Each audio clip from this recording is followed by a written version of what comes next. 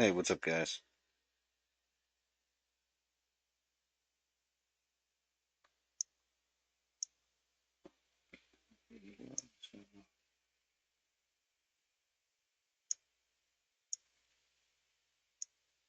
Just checking a couple things to make sure it's getting looking right and it's all janky. Just checking a couple things to make sure it's.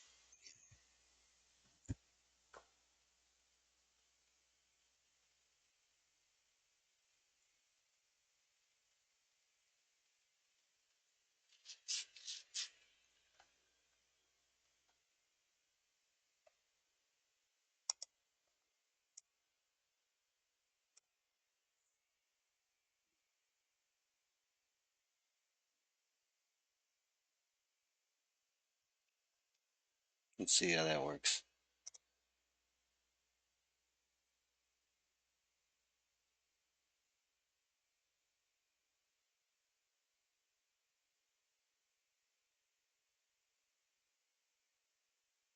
All right, doesn't look like it had a effect for you guys unless I'm not live. Okay, well, so yeah, what's up, guys? I'm here. I just wanted to talk a little bit because I've got a bunch of different settings and whatnot on the game that I've been playing lately. Whoa, damn.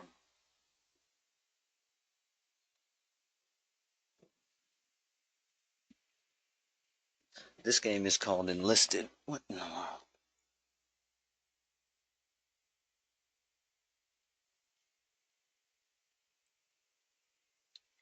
And it comes with a lot of different settings that you can choose to turn on or off.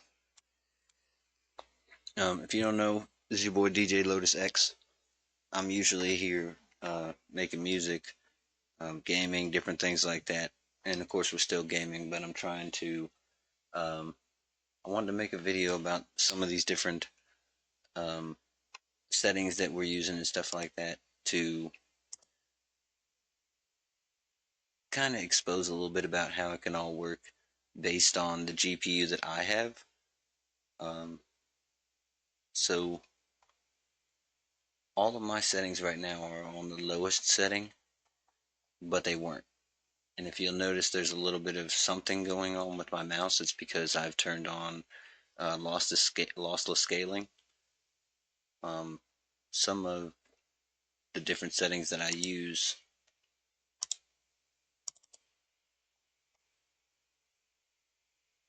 are a little bit higher than other people would use, but I scale it back just a little bit. Sometimes I use super sampling. A lot of the times I don't, just because I want to see what it is actually doing. Normally we're getting around 50 to 60 frames depending on the type of settings that we've got enabled. We're using sharpening and different things like that, but I'm on a GTX 1650, so it's nothing that should even probably be able to run this game decently. Some of the different settings that we have available to us now make it a little easier for something like this to run, but I just wanted to show a little bit about how these different temporal solutions are going to not necessarily ruin gaming in that way, but they're definitely making it so that people aren't having to try as much to. So it's like they can put a game out a little bit faster, but it's not where it's worth the work of having to wait for different updates and, you know, wait for them to patch this out, wait for them to give us this new setting that enables 3 times the frame rate and all this stuff because they're giving us fake frames essentially.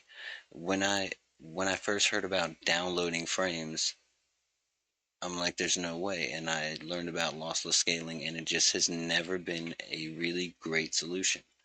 It's working acceptably right now, but we're gonna take all these settings as far down as they can go, including the texture quality. We normally have that on high just because all these other settings are as far down as they can go a lot of the time until I adjust things.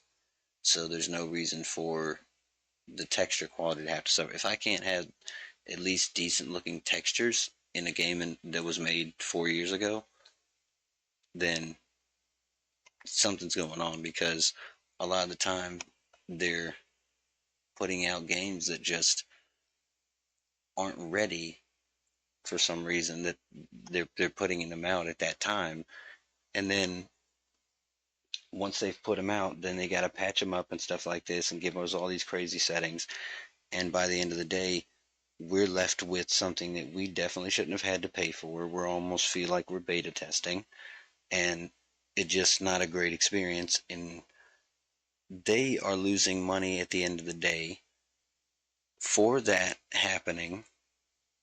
Then they're charging us more for them having to pay people to sit there and rework a game that should have been finished. Where I feel like all these settings here, and that's one difference between console and PC, is that, in my opinion, the PC gaming should have been the console's gaming at its best. You know, you get a couple visual settings here and there and whatever that you can enable, but you usually didn't have a whole lot when it came to being able to have different settings in an Xbox game or a PlayStation game. They came the way they came, and that was it. But they came well. They came put together. You know what I mean? Hold on.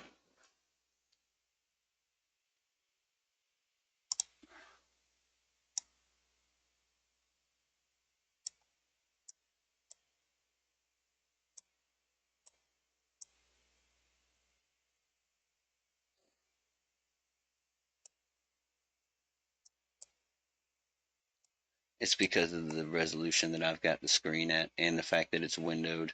So you have to have it windowed on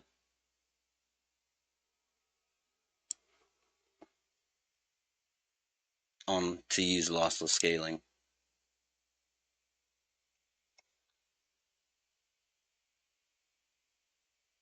and that's gonna rear its ugly head here in just a little bit when I go to switch back and forth between them. Now, like I said, that the different things that you're seeing here is part of that lossless scaling, where it's using the whichever frame it wants essentially to show me what's actually going on. That kind of weird artifacting that you're seeing over everything wouldn't be happening.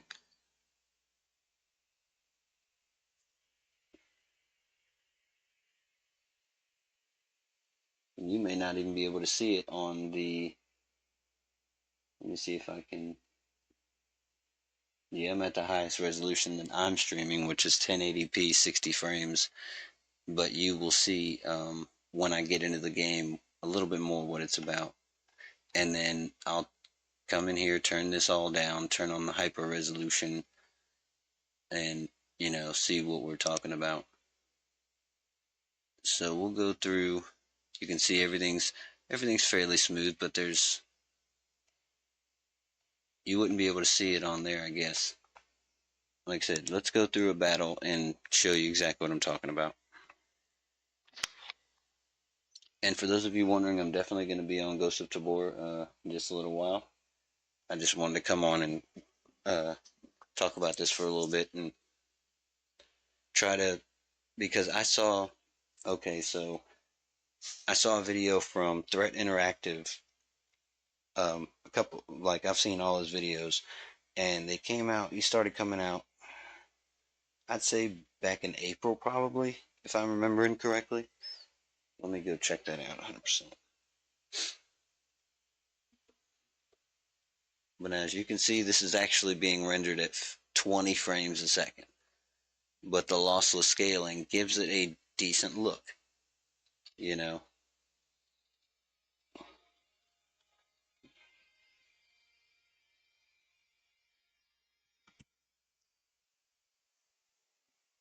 So, you know, um, the global illumination, everything like that is down. When you walk into the buildings, the shadows on this game specifically are um, already baked in. You know, there are still dynamic shadows here and there, but even on the lowest setting, there are no dynamic shadows. There just are no shadows. So these are different things that you have to kind of work with when you're using a system a little bit older like mine, which is an Acer Nitro 5. It's got a Core i5 CPU. It's got a GeForce GTX 1650, so it's still not ray tracing or anything like that. And I can make this game look really good um, without the use of any of these temporal things, which is cool. Um, and I feel like that's one main reason I wanted to show it, because this game, I feel like, shows what can be done. It is a very well made game. Everything that you see is, well, 90% of everything that you see is destructible. Like, I can open this window but also destroy it. It's not quite as intricate as you would want it to be, but I think they have a setting. Oh, geez. I think they have a setting where it could be a little bit more realistic.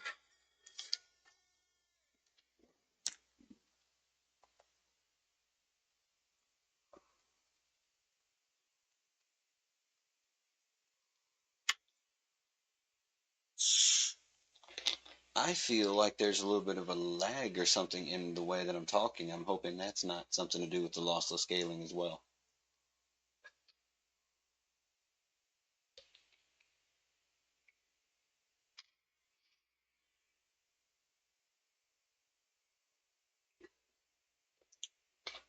Okay, maybe that might have been through my Bluetooth.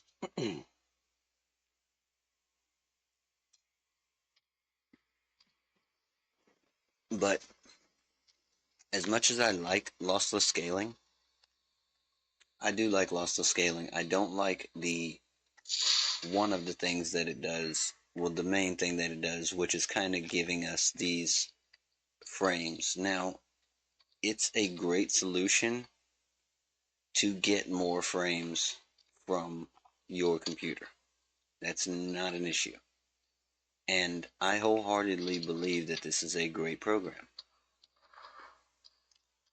The problem is that in order to do that, it's having to give you something that doesn't really exist. So, in showing you things that don't really exist, most of the time copies, without it being able to 100% pick the correct frame, which I think that it may be trying to do. But at the end of the day, without being able to do that, like I said, y'all can come in the comments, and if you know a little more about lossless scaling in the way it works, and tell me if I'm wrong, because I feel like that it would be wonderful if right now I'm using two times frames, and you'll see when I go up those stairs that it was a little bit of something extra going on. It's kind of choppy right now, you know? It's just not as fluid as you would think it needs to be. Now I'm seeing it fairly well, but it's still kind of choppy a little bit. And then I'm going to go in and turn off the lossless scaling, and we'll see how that works. But essentially, lossless scaling, there is two frames being rendered, which does give it a little bit more usage. You know, I will say that it's something that's going to happen, but I feel like that it's more from a setting that I was using on the back end, which was contrast adaptive sharpening, which is definitely a very underrated technique. What in the world?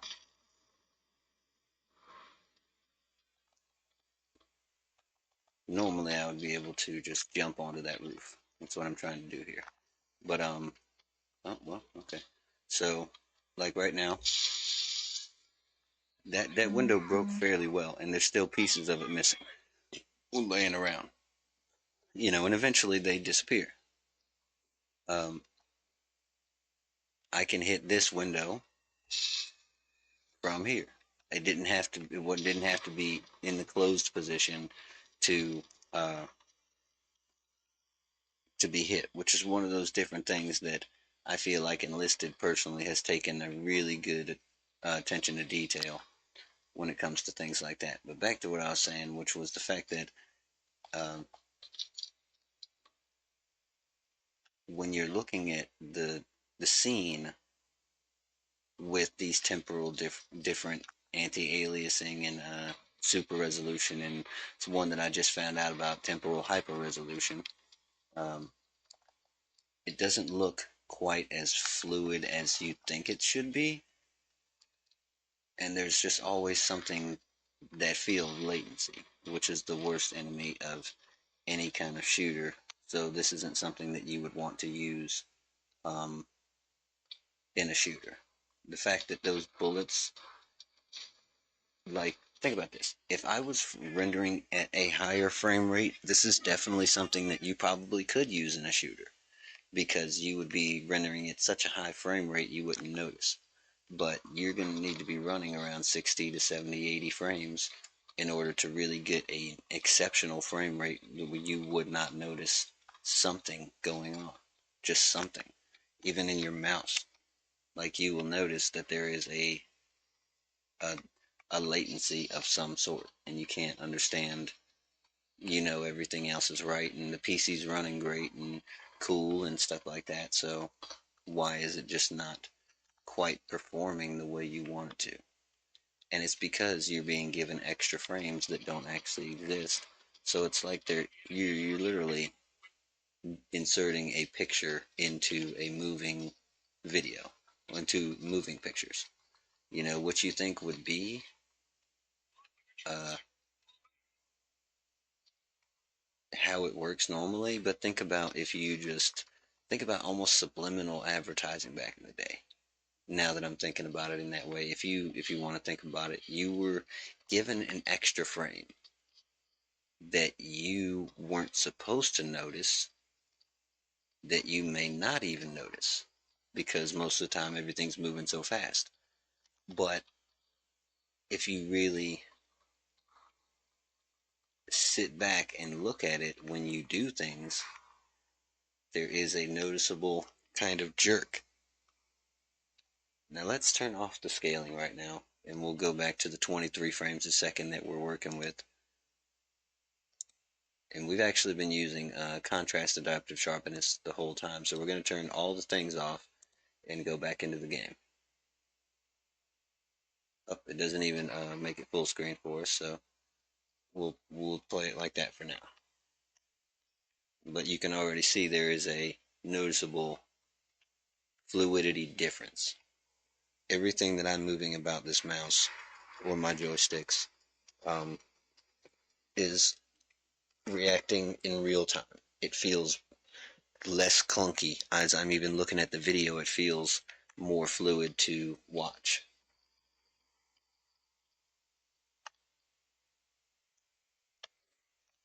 Now this game definitely does a really great job even at 1600 by 900. Like I said, I can't uh, um, achieve 1440, 1080p on this computer reliably.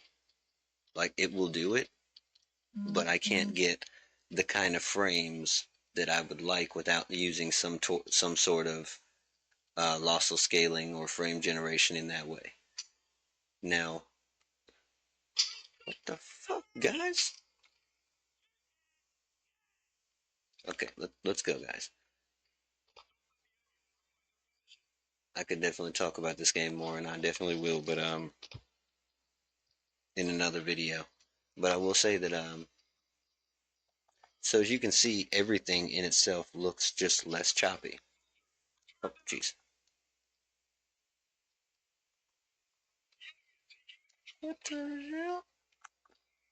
I'm trying. Come on, guys, we're gonna die. Oh, jeez. But yeah, so right now this is being rendered in real time. everything that you're seeing, you know what I'm saying? So how we flew down that way, everything had to load in at that point, which only took a second. I'll say fully 3/4 of a second, you know, which in computing time is a fairly large amount of time. But um, that's because we're on an older CPU, we're on an older GPU. We're still at the stock 8 gigs of RAM that the computer comes with. So there's a lot of different, what the fuck? Oh, there's barbed wire in here.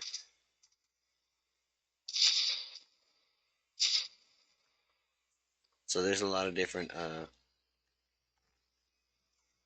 reasons why my computer would definitely not run quite as fast as others. You know, but I will give it to this GTX that it is a workhorse when it comes to fairly modern gaming. I haven't tried Cyberpunk on here, but I'm going to do that very soon just because I feel like that um,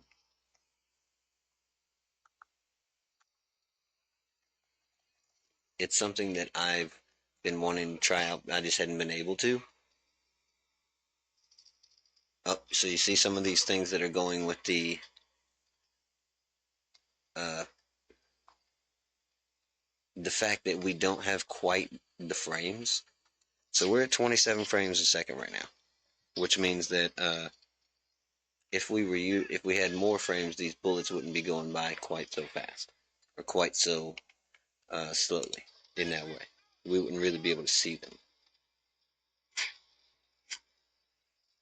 But let's check into some of these settings and see what we got going on. Because there's uh, XeSS, which is, of course, super sampling. So we're going to turn off any of that. Let's go to... Uh, I really don't want to use temporal hyper-resolution. Um, so, okay, look at all these different definitions. Temporal anti-aliasing combines information from past frames and the current frame to smoothen the current frame. Yeah, yeah. I was wondering, oh, hold on a second here, guys. Hold on, hold on. Oh, well, it's on now. And look, that is just freaking terrible. Um, it's just because my thing cannot handle this. And that's why I got killed, because I'm trying to see. Okay, so right there, I couldn't respond quick enough to kill the guy right in front of me. That's the problem with low frame rates. So, okay, we're going to have a little bit of better frame rate here. Let's look at the ground for a second, like people do. They look at the sky, look at the ground. Even on the ground, we got 11 seconds. Look at the sky. We got volumetric clouds and a tree right there. So, we're getting, with nothing else rendered,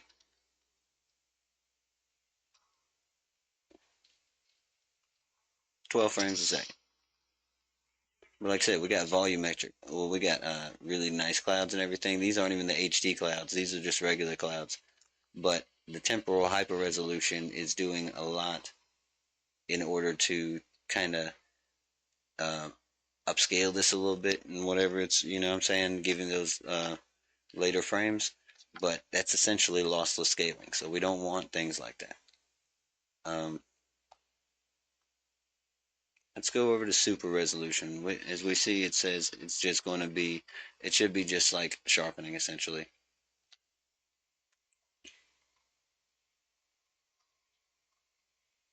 And see XeSS, same thing. It reconstructs subpixel details from neighboring pixels in previous frames, then uses a neural network to synthesize images. You know, it's not like, it's nothing that's different. So, okay, AMD Fidelity, it renders a game at a lower resolution, upscales it back to native with a spatial upscaler, and applies a sharpening pass. That is something that is literally not trying to uh,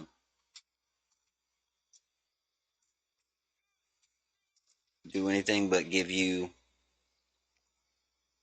that sharpening effect. You're essentially zooming in on the picture and then, but you zoomed in on the picture, took all the pixels that were there, and then scrunched them back down to where all those pixels were able to be seen in one picture.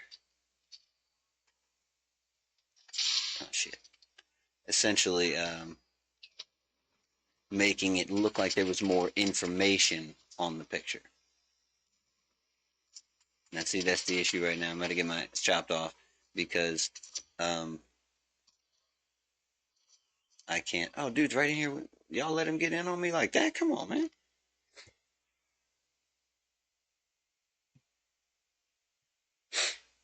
Y'all let him go in on me. All right, so let's go back because we can change some of these different settings. So it's on quality. Let's go to ultra performance.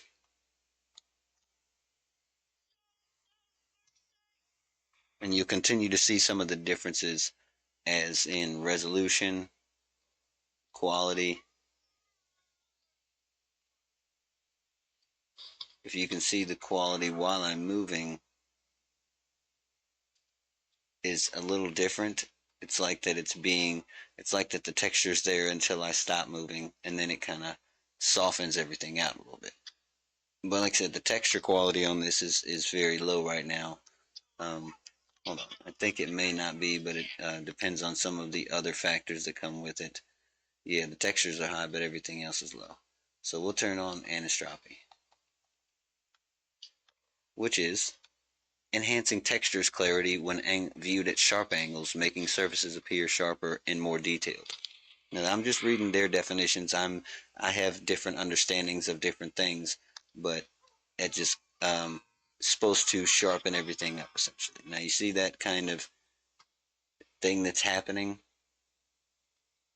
That is a temporal process, unfortunately. Not necessarily that one, but there is something in here that is doing some sort of post processing after the fact, and it's that AMD super resolution because it's rendering. This looks like a pastel frame, like, and you guys can see at the beginning of when I'm turning, everything is kind of crunchy it gets uh, until it gets its head on. When the motion is there, there is a pixeliness. Then when it stops, everything gets softened. It's more known when you move quickly, like this, going back and forth. You can see on these rocks here that they get incredibly pixely until you kind of even things out, and especially in the trees as well, like that mountain. See that? It just takes just a second.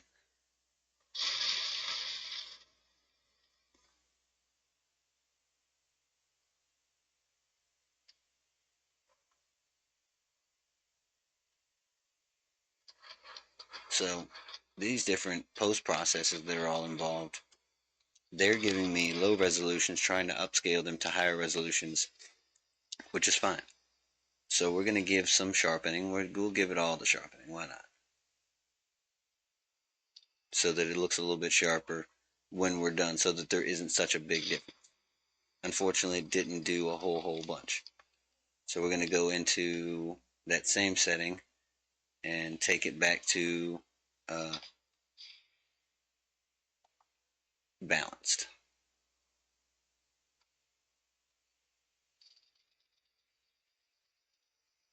where it's giving us most of that information at first. But as you can see even up top, there is a type of graininess that comes along with that. And you can see artifacting here on the tip of the gun when I'm viewing it at certain angles or running over certain types of textures like this, like these things that are these leaves that are being rendered here. They all have a lot of that sharpening going on, or that fidelity resolution. so they interact very badly with something that's kind of essentially being zoomed in on. And even when you zoom into that tree, there is clarity that is also then being lost by the fidelity resolution.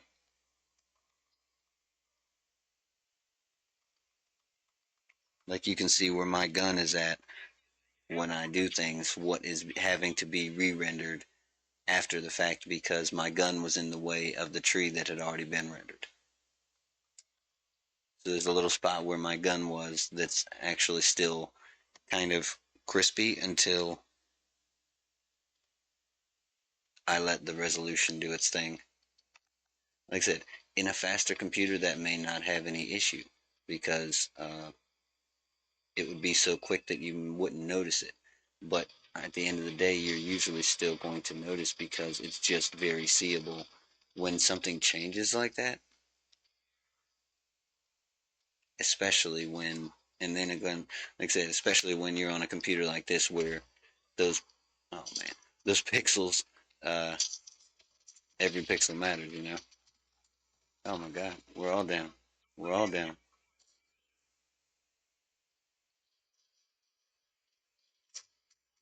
And see right there, that's the problem with the low frame rate. But I will say also, that's one reason that I've gotten to using a little bit of my controller with my mouse.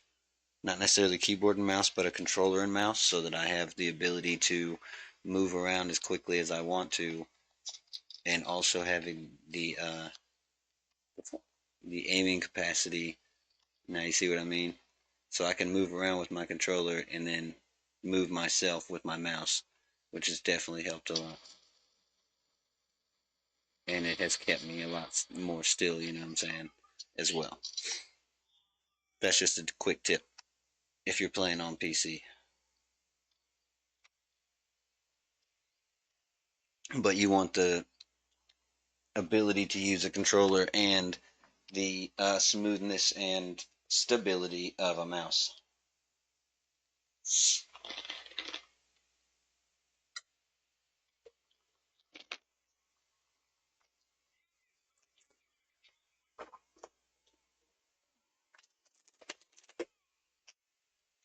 Sorry, I had to take a sip there.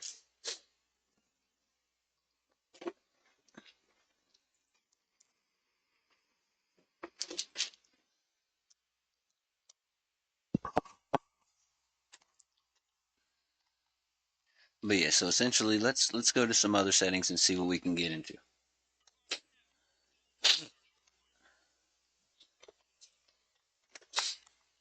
Now, one thing I did want to do before I do anything else, I want to show you guys what it looks like 100% with uh, the lowest settings, and they actually have it bare minimum. That's what they call it. Instead of minimum, they have bare minimum. So we're going to render it at, actually, we're going to leave it at 16 by 9 just because, um,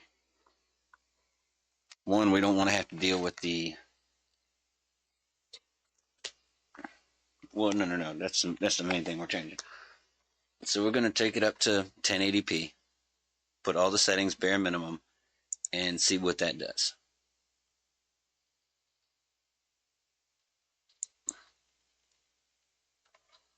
We're in windowed mode, so it may do something crazy on that end that I'll probably have to change to make it fit your screen again.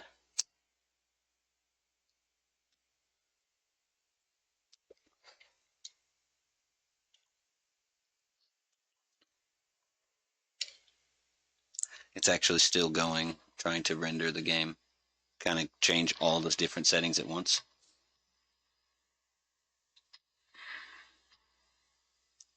Alright, so now, alright, so we're getting 13, 15 frames a second. Game doesn't look terrible. Let's go see what we can do. Because I can guarantee it's that we haven't reset the game. Oh, snipers.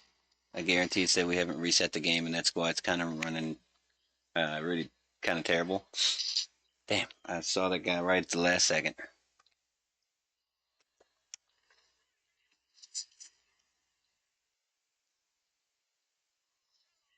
Oh,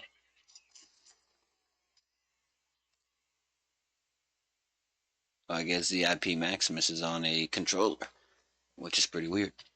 I didn't realize they showed you that too. But yeah. So essentially, okay, we're at 13 frames a second. Let's figure it out here to give us a little bit more frame rate, which is one of the quickest things is turning this static resolution scale, whatever that was. So we got cat mole ROM interpolation. Okay.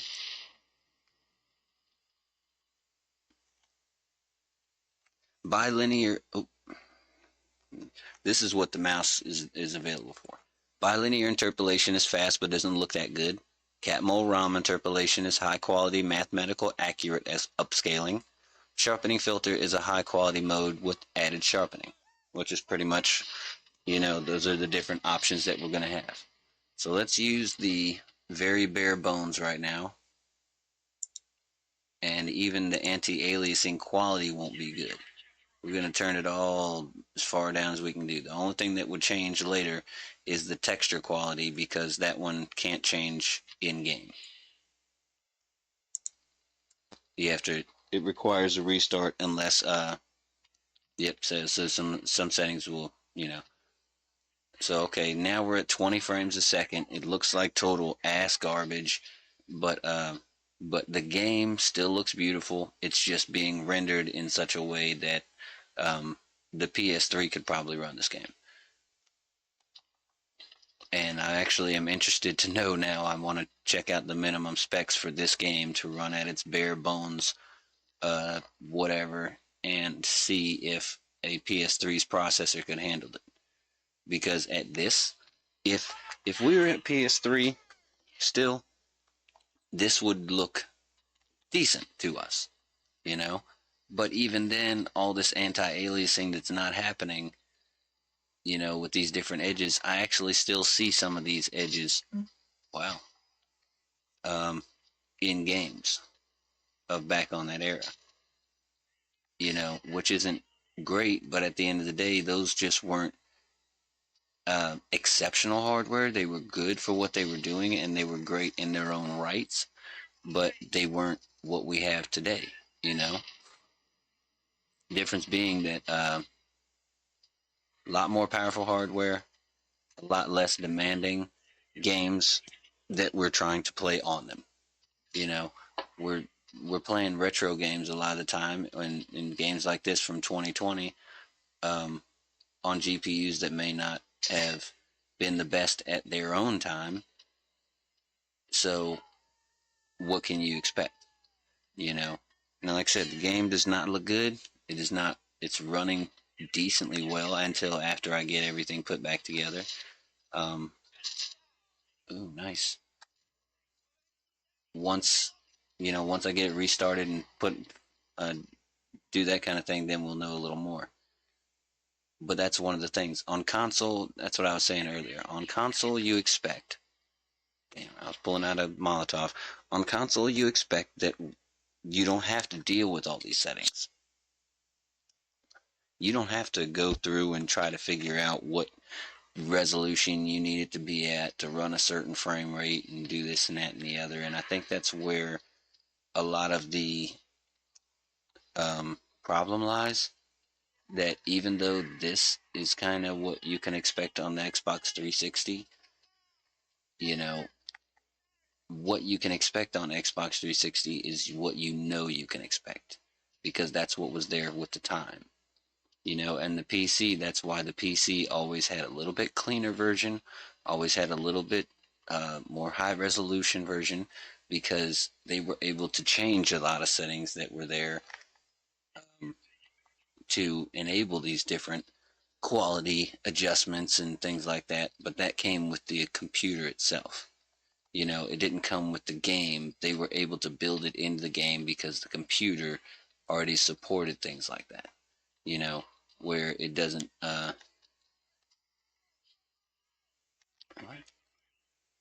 I think that's an enemy, bro. Damn. Tried to get him, but I couldn't. But that's one of those things about a low frame rate. It just is not feasible for gaming in its own right. You know, it's not that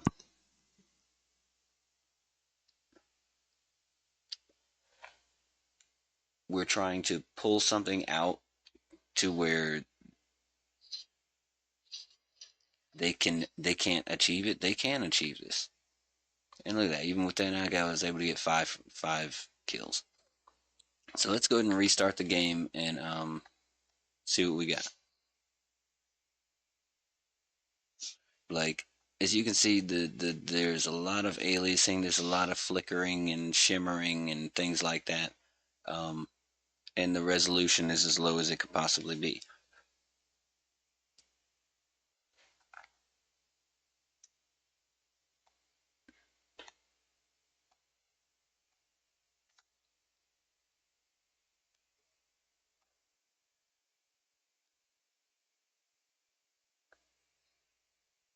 I'll even overclock the CPU here in just a little while and show you kind of what we're talking about when it comes in terms of um,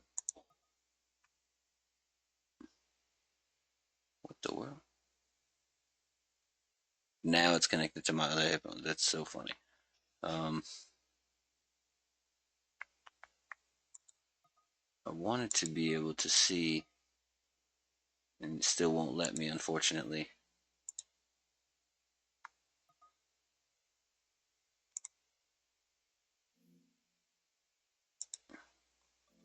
To try to change the resolution that it's being given, but I think it's not.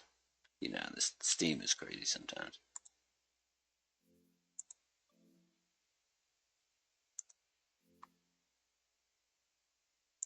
I guess you got to do it by game. So we were doing native resolution right then. We're at 60. We're at 1980 right now. Let's um, well, hold on. We'll upscale in a little while. But make sure the thing is there. I wanted to make sure I was in the beta if there is one. Good. So yeah, let's go back.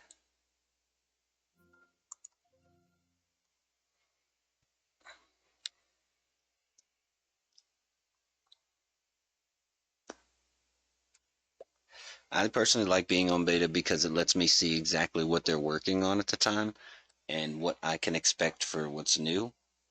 But at the end of the day, it is something to be careful about because it's a beta, it's untested software, so you gotta take with a grain of salt about what's going to happen and what uh, you can expect from the results until they iron out some of the kinks. But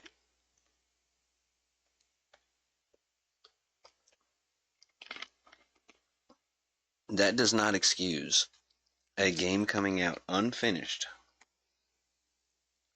and you selling it to me and saying we're letting you beta test it, so we're going to give it to you a week early so that I can be your guinea pig to test out all of your bugs and um, then you can fix those bugs in that week or try to, and so that you can have a fully actual working product when you give it to us in a week. That's not cool with me. And as you can see, we went back up to about 60 frames in the menu here. There is obvious, this guy's mustache isn't even operating right. You know, there's shimmering and aliasing on all the hats. You know, it's just a mess. So what we're going to try to do,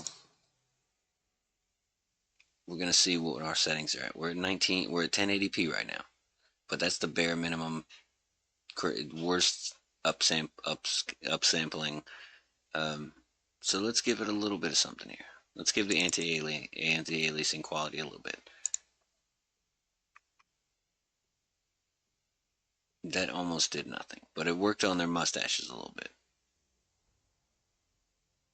And this guy's mustache is still shimmering. Let me see.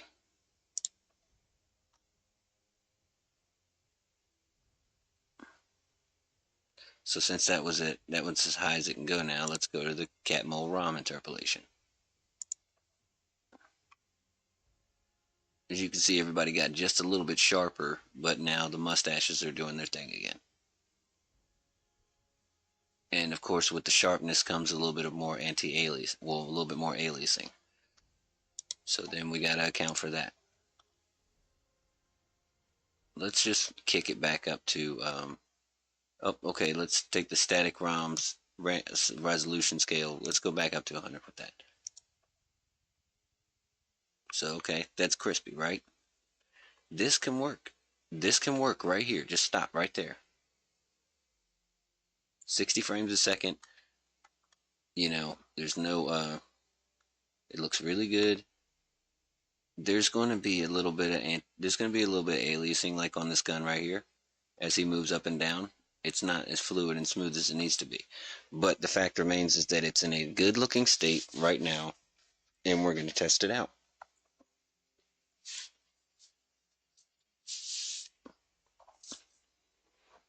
But as you can see, without any kind of super sampling, without any kind of frame generation or anything like that, we're able to achieve, at least in the menu so far, because we're going to go down, we're going to tank it to about 25-30 frames a second, maybe 35. You know, it's not going to be great, but it is going to be acceptable. But that's on this hardware. This is a GTX 1650 laptop edition, so it's not quite as powerful as the desktop version.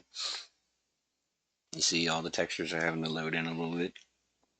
And once we get in, we'll be able to see how the game's running. Now, it's actually running at 45 frames right now. That was in engine, so, you know, it was all being rendered as it was happening. And then we just zoomed in on it. Now, we step outside, we go from 42 to 38, 36, and then it works itself out a little bit more.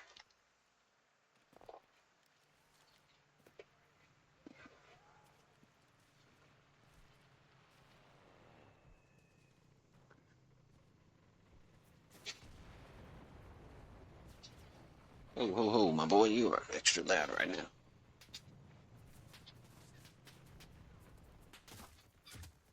Damn, I'm already hit. What, did I give him behind?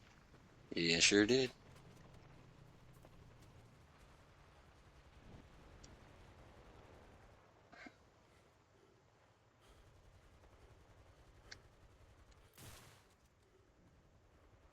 What?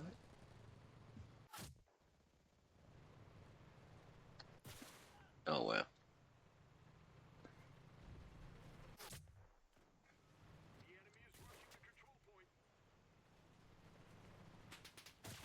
Oh, well. So, the game definitely looks good for what it is. You know what I'm saying? It's definitely a higher quality than it was before. It's at least 1080p, which isn't incredible, but it's definitely not bad. There's literally no shimmering. The only thing I would want to improve right now 100% is the water quality here, because it's just, it looks kind of flat, you know. So we're going to give it some, well, before we do that, because right now we're not even at 60 frames. So we want to go and give it a little bit less scaling. Let's take it to 90.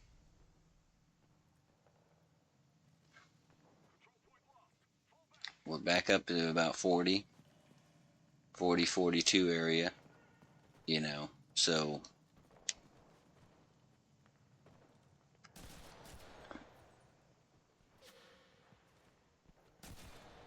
let's get the mouse in on the action here.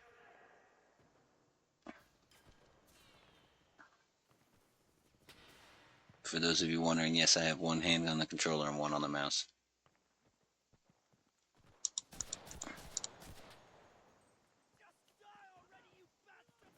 you mother, I saw you too.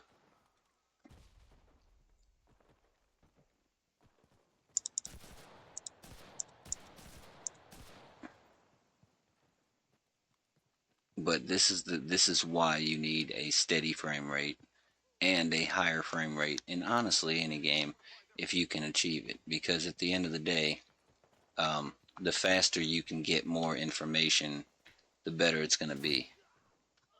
I get hit from way far, from way out there. But that sniper right there. So essentially, think about this. These trees waving, right? They look real choppy, like they just don't. Trees don't wave in frames. You know what I mean? So when we're trying to think about whether something should be 20 or 30 or 60 frames a second,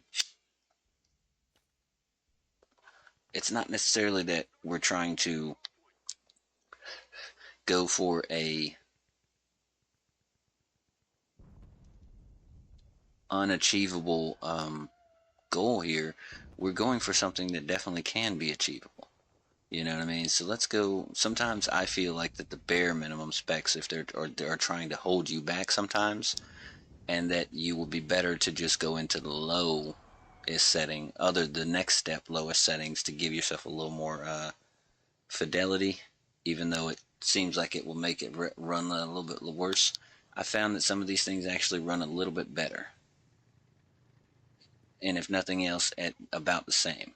So right now we're up to 36, 32, 35, and now you see it's not a bad frame rate. The problem still lies where things are chunky. Things are not moving in a, what in the hell? See, this is what I'm talking about. Think about this. If this game in 2020 can be ran on a GPU from 2016 with all these destructible features, all these leaves in the scene, and I'm running at 36 frames in the scope, 30, 35 to 37 frames outside of the scope. Like I said, there is anti-aliasing. This is around PS3 era, you know, graphic style. Now, if you could give it a little more anti-aliasing, let's say something that the PS4 can handle. So, okay, back way before 2015, we had a PS4, and it could probably run this game better than this. But, you know, you might not have some of the destructible stuff. It's whatever. But those are different things that a console owner knows that they're going to have to accept based on what they're looking for. They're not looking for the highest fidelity.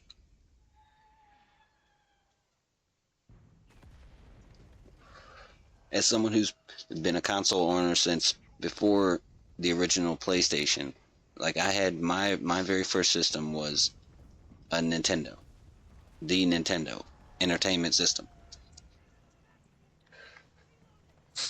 So I've been around and played way before that.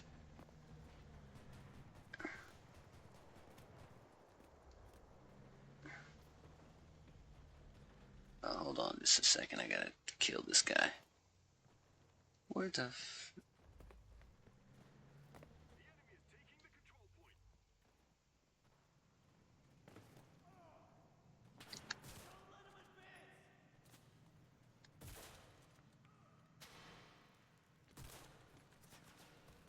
Now see, faster frame rate, better ability to get where you need to be with your crosshairs, better ability to chop a guy's head off.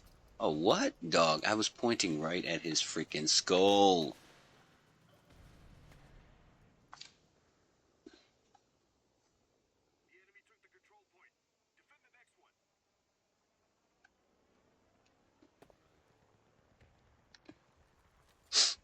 But yeah, as you can see, even looking, I'm looking not necessarily in a very far distance, and even now you can see there is a very far distance. It's definitely being rendered at a lower resolution, but not incredibly low, which is great. The water looks decent right now. I could probably increase the quality of it.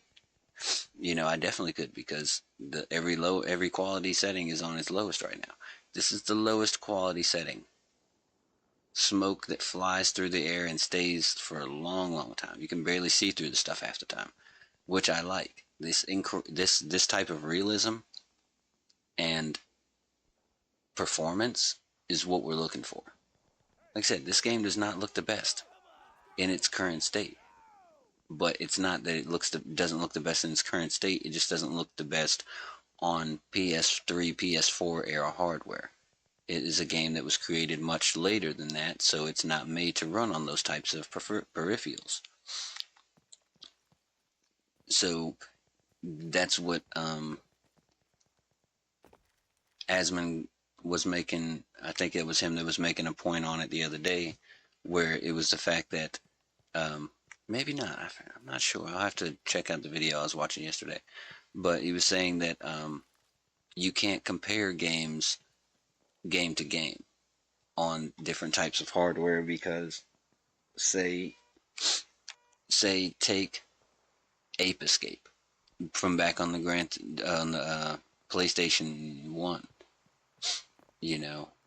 where you absolutely had to have dual sticks, dual shock joysticks on your controller. Right then and there, you had abilities that kept you from having a gameplay experience if you didn't have that ability, which is fine, because that pushes you to get new peripherals, new hardware, new whatever. So at the end of the day, where we've come to a place where, instead of, okay, let's get new hardware, because there's a next level experience that is being brought to us, we're getting, buy yourself a new GPU, because, like, you see some of this stuff right here, it's some of the stuff you have to deal with when you're playing on older hardware, but that's how it works. You can't have 4K on a GTX 1650 laptop edition, because it wasn't available. It wasn't able to support that back then. It's not going to be able to support it now. But essentially, say we're playing Ape Escape on this computer, even with this GTX 1650, it's going to run it like it's the best version of itself.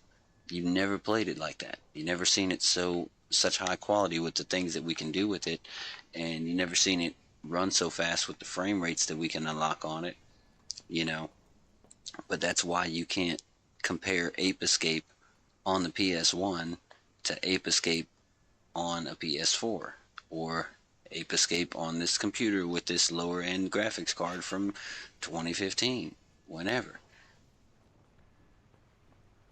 You can compare performance, though.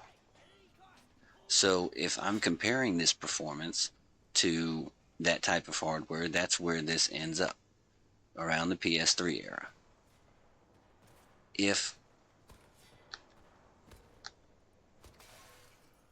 Look at that, very breakable glass.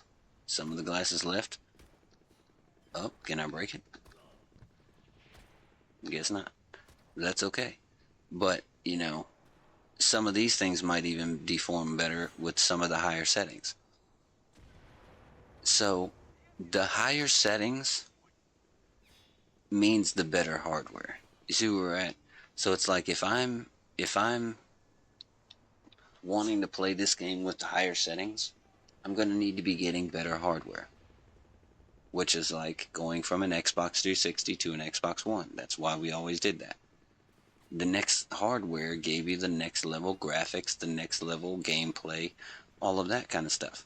Where somewhere I feel like it was left to, we're going to continue giving them better and better graphics, but instead of having to actually give more hardware, we're going to give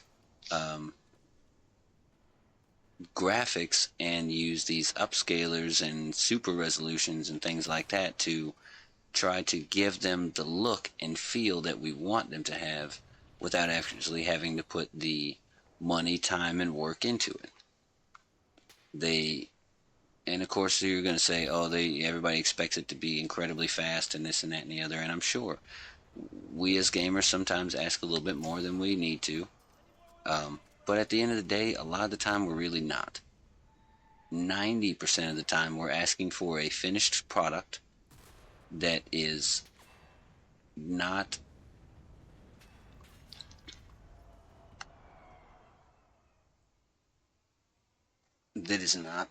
uh,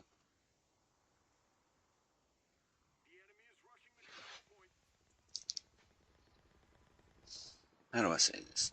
That's not dumbed down so that you can put it on a piece of hardware that will be able to upscale it or super resolution it, or well, not even super resolution, because I have no problem with sharpening and things like that, but frame generate it, that kind of thing, you know what I mean, where it's just not feasible to actually use these techniques because of how expensive it is for the hardware. When that's the difference. I feel that we've always been in a place where it should have been that the console was how it could run and how you would want it to run. And then if you wanted to go a little farther, you could get into a PC version and mess around with your settings and have it that way. Make it a little bit more fidelity wise, make it a little bit faster frames, but at the end of the day, the frame rate wouldn't be the issue. At the end of the day, the only thing that you would really be changing would be the graphic quality. The performance and frame should already be there. The look of it shouldn't be the issue. You know, it should look good already, and then we shouldn't have to go in and say, well, I want it to run a little better, so now I have to sacrifice those looks. And it goes back to what I'm looking at right now, but it runs at 60 frames. We have been promised 60 frames all this time. So many times we've been promised 60 frames, 60 frames. People love that. That's just a thing that people say nowadays. You know, but in order to actually run something at 60 frames, you have to give us the hardware that runs it at 60 frames. Don't say the minimum requirements are this, you know, definitely don't require me to have any kind of FSR,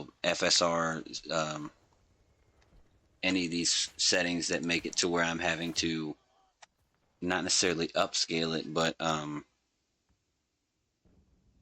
use machine learning to give me previous or fake frames that do not really exist in order to make the experience more fluid, more latent, and more artifacted. There are so many things that get left on the screen if your computer isn't able and fast enough to handle it all. You're asking this computer to not only give you new frames from frames that were already there, but also to get those extra frames off of the screen as fast as possible so that nothing's left. You know, that's where they call artifacts. Nothing's left on the screen after things have left the screen. If I shoot this bullet and it stays on the screen for a half a second afterward, it's not going to be a good look. That's why when you see bullets flying through the sky, sometimes you actually see like a trail. That wasn't quite one because it was like a mortar, but like if I shoot a bullet, it shouldn't linger. It should go where it's going and it's gone. That trail is from the type of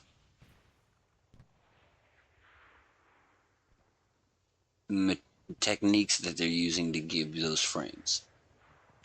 That's why everything just looks a little bit crisper here. Everything seems to respond just a little quicker here, you know, without any of the frame generation, without any of that. It just feels better.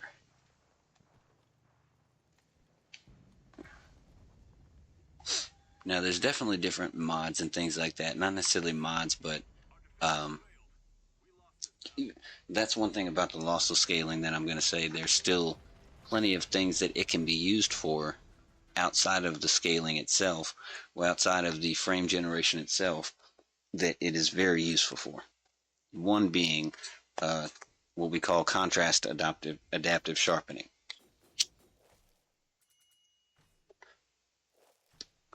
I think that is a very useful technique to get really good textures out of a lower quality image.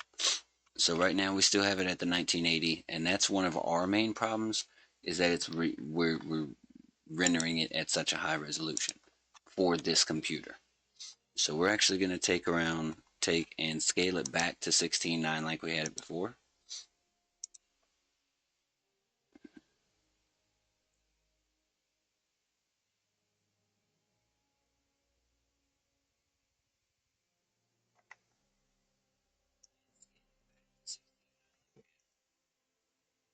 No, apparently something just wigged out with my headphones. Who knows?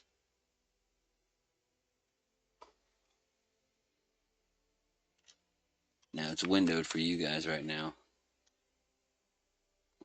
Yeah.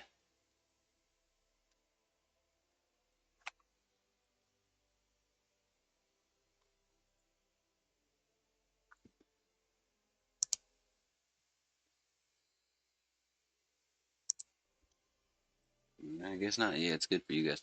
So essentially, if we throw that into, well, we can't do that. We're gonna use the lossless scaling for now in order to throw on something which is called contrast adaptive sharpening. I'm not sure what this be. It might be even bilinear. So we're gonna take this sharpness down to its lowest for right now. We're gonna click onto it and see what the game does. It's gonna full screen it for us like it does, and that's how you know that lossless is kicked in. That's how I know, at least, because it's doing its thing. So we're not using any frame generation, but we definitely got a little bit more sharpness on some of these things. Um,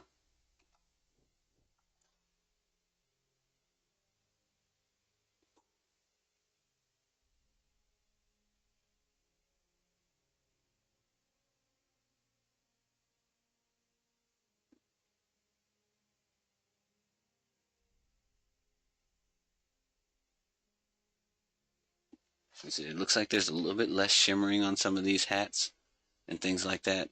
The mustaches are still doing what they do, um, but that's one of those things where let's go ahead and take the sharpness up as high as it goes, and you'll see a little bit more of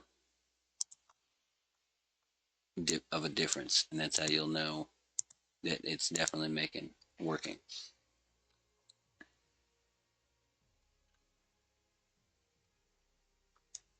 And as you see, there's a little bit more. Watch the wrinkles on these shirts. There's ones here that were not present as well. There's ones here on his arms that were not present as much. There's definitely a crispiness to these textures that was not there before. But that's what sharpening does. You know what I mean?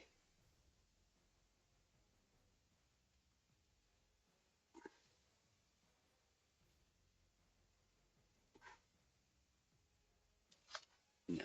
Now in itself, that's running really well. So we'll go out to battle and see what we can get done. Like I said, this isn't trying to take away any of the aliasing. It's not trying to take away any of the artifacting, or it's only trying to make things sharper that were blurrier, so that it looks kind of like it's upscaled. It's essentially where we're at. It's what you would essentially call super resolution, something of that nature.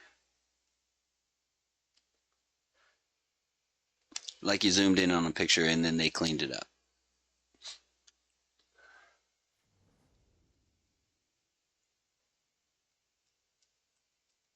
Now see, that's actually being rendered right now. There are things happening. As you can see, the leaves are moving and stuff like that on the trees. And here we go, we get zoomed in. We're still on the lowest settings. We're at around 35 to 40 frames. There is an issue that I'm feeling with the way the lossless is working that makes it to where, like you see how my text on my shirt here, all the thing, there's a lit on my hands and my shirt, the gun. There's definitely a lighting issue right now, and that may deal with the game itself, but I feel like that, let's turn off the lossless and see if that is still there.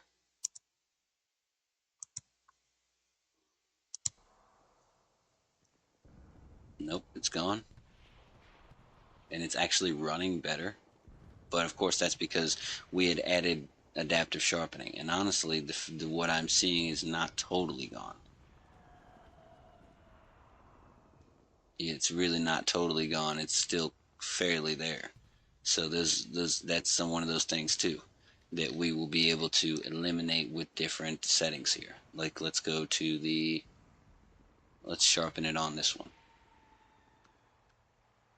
So the textures are definitely sharper, you know, but that lighting issue, that artifacting issue essentially is still there. So let's go over to, let's add the global illumination. It is still there, but this is what it actually, these are some of the differences that you're not going to see. You know what I'm saying?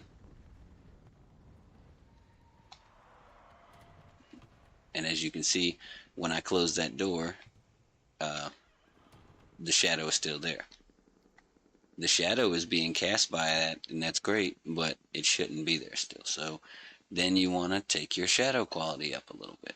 I found that high is usually, on at least on this game, you're gonna have to deal with it a little bit on certain games, but you know, if you can change those settings, usually the shadows are where it's at.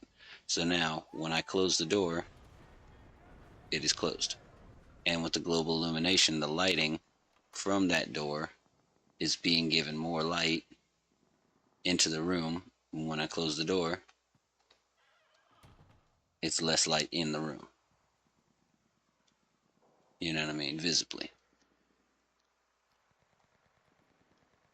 Now that's the issue though. So okay, let's see what we can do when we turn it to full screen.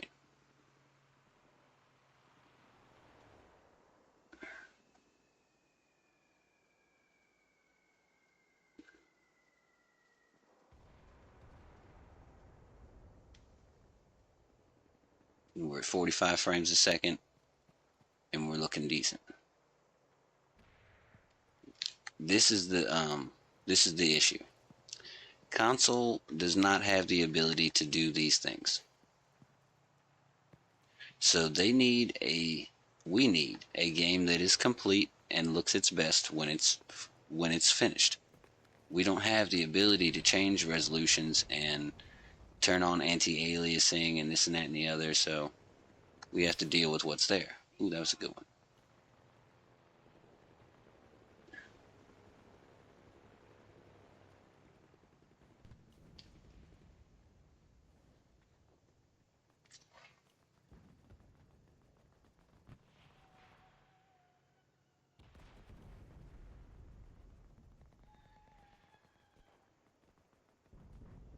Is he still alive? He might have been still alive after all that. But yeah, so they don't have these different settings. So this, I'm assuming, I'm going to peak this at this quality at around PS3 era. 16 by 9. It's not the best resolution, but it is acceptable. We've got a lot of stuff on the screen. If this game was put out at that time, this game would have been like crazy. You know, people would have really enjoyed it. They would not have cared about these different graphical settings because they knew how intensive this game really was, what it was trying to do. There is things that explode. That's where Battlefield kind of came in at first, and gave you those explodable environments, gave you destructible walls, things like that. Where when it came to how much, yeah, don't do that again, bro. When it came to how much could be ran, they pushed the limits, you know, which was good and bad. It didn't apparently it didn't always run the best, but at the end of the day, it ran for what it was on the hardware that it could, and it pushed the limits. So it did, you know, it forced new change and developers of consoles to really consider what they were going to put in their next console, which is always good.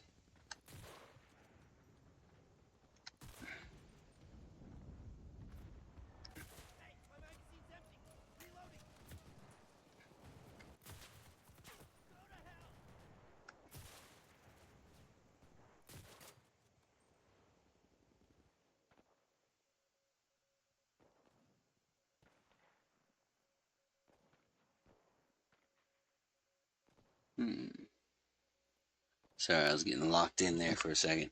So, to me, if I'm going to make a game, and if I want it to run on certain hardware, I need it to be optimized from the beginning.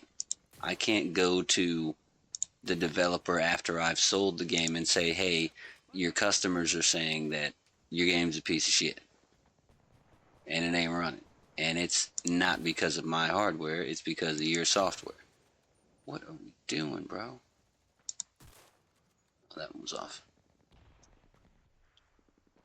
Instead, we're being given, hey, make sure your console can do this frame generation, deep learning, AI upscaling, blah, blah, blah, pisser, essentially, and make sure it can do those things so that we can give you subpar games.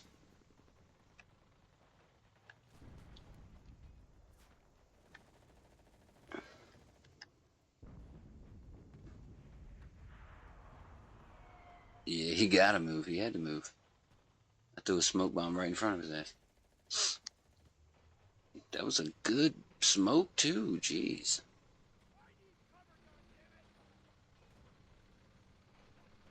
Sorry, I got locked in for a second again. Like, I threw that smoke. That was definitely exactly where I wanted it to be. But that's one of those things about frames, guys. Once again, if for some reason when I threw that, it wasn't looking where it wasn't exactly rendering at the time that I needed it to be, that would have been an issue. Because then I would have threw it in the wrong direction. Or maybe not thrown it hard enough or something like that. Or high enough. But the faster, the reason frames are important is because that's the way we see things in life. You know, if we didn't see things faster than this computer produces the image, then it wouldn't be an issue. Oh, well.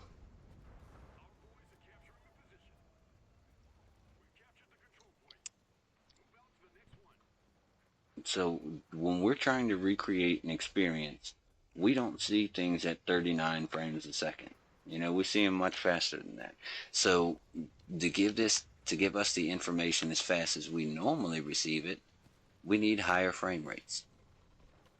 And if you can't achieve that at the level of graphic quality that you're doing right now, don't.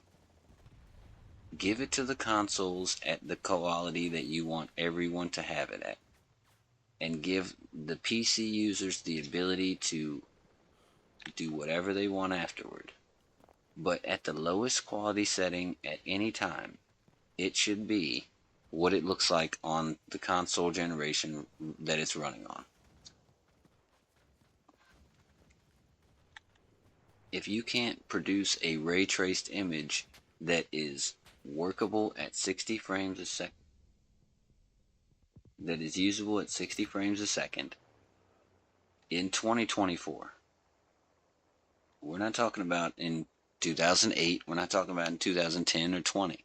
In 2024, this year, if you are creating a game, it should be, if you are using ray tracing, it should be able to reduce the rays at 60 and give us an image at 60 frames a second. If not, don't use it. That's not on me that you used expensive technologies to make a game look a certain way, and then also gave hardware that could not perform with that type of expensive technique. You know, that's like going to the store and trying to blame the cashier because you didn't bring enough money. That could never work. The only door in the game that doesn't open. Beautiful. But I can still get in. It's like a cave system, I guess. That is one. And look at this. There's so many maps on this game. I don't even know. This is crazy. Like, and the maps are stupid big. So yeah, I can deal with aliasing and stuff like. Look at this. Shadows are good. Shadows are beautiful. I can see the tip of the gun. I can see the iron sights on this gun. And the shadows are at high settings. It's not even at like ultra, where it would be. I forget what. There's one more difference of shadow quality that, if you care about them, it would be important to you. If you didn't, then it's okay. But yeah, back to what I was saying. So there's so many different maps on this game.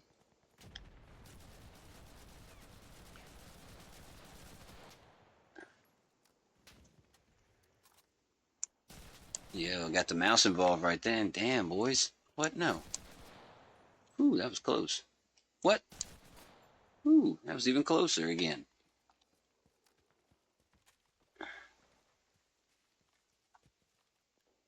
Oh, yeah, okay.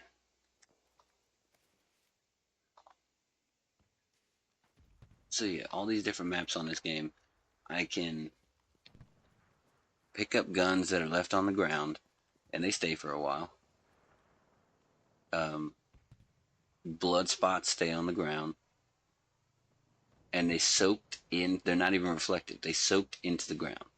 Like, they're slightly reflective, but that is to come to be expected. But like, look at that, and they're coming from each body. That pile of blood will be there. This is, and it's in dirt. It doesn't look shiny. It looks like it's soaked in the ground. These are bodies that I didn't even leave. Like, I left this one, but I didn't leave this blood pile.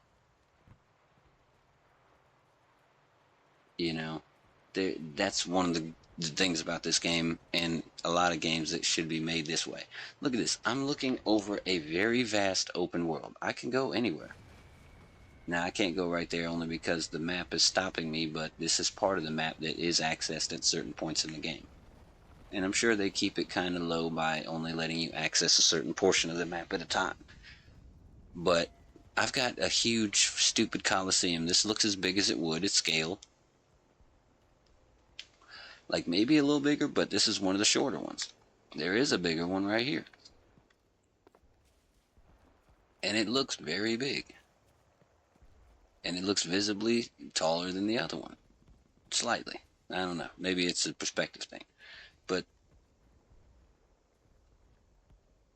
you know, these don't. I can see the textures on there. And remember, this is a 16:9. 1600 by 900.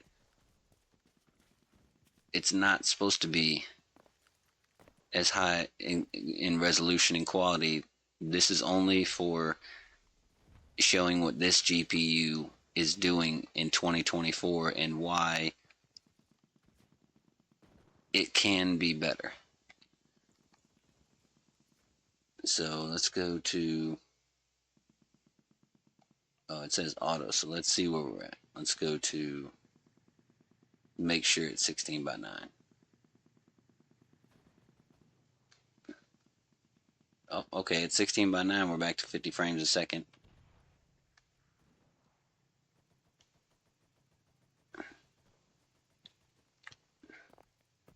So it was probably giving me 1080p. But even at 16:9, I can still see those textures. There's more aliasing again, but I can see all those textures again, real nice.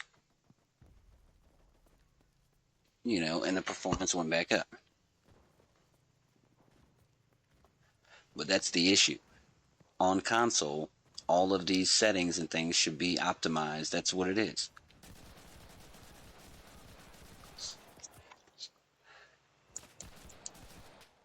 Oh, you bitch. But I should be able to, when I buy a console, they have done all these settings and all this kind of crazy optimization that I would need to get done. And I can just pick the game up and play it. If I'm on a PC, those same optimizations are done, and it looks the exact same as it does on a console. The only difference should be is that I should be able to adjust the quality settings for the graphics so that it can be a little more graphically enhanced. Because I have the ability to do that with more powerful hardware.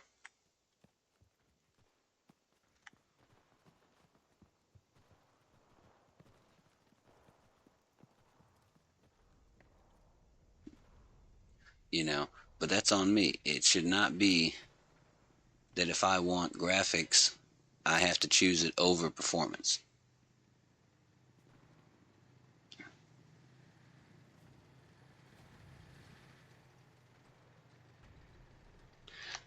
The reason that I chose this game mostly is because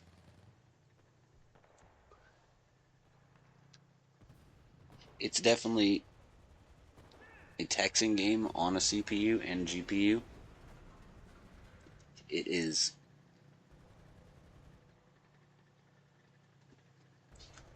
It says latency is like 30 milliseconds, which isn't terrible, but it could be better. Ooh, that was good. But so okay, right there, that's why frames are important. When I pull the trigger, the amount of frames, the amount of time, that's essentially what frames are. Frames are time. If you can get 60 frames a second, that means that each frame was filled for every second. If we're trying to essentially for every minute we got 600 frames, that looks good to our eyes. Everything's exactly the way it's supposed to be. If we think about if we were like TVs and we were constantly having a internal blink in front of our eyes. At the time where we could see without noticing that we're blinking anymore, that is the frame rate that we're trying to achieve. So that we don't see any kind of blinking in between the frames. It just looks like one fluid motion. That's where your motion blur comes in and things like that. Damn. Ooh.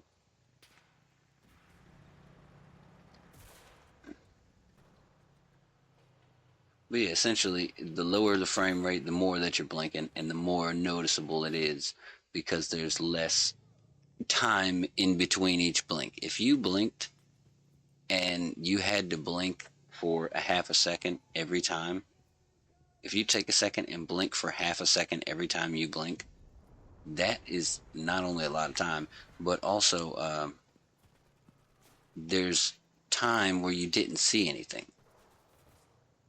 Just for a half a second, there was a time where you didn't see anything.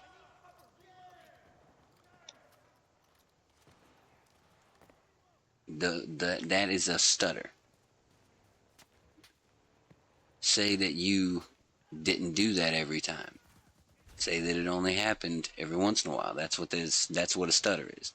Like you have a frame, you were watching a movie and all of a sudden there was just a blank. That is a frame stutter.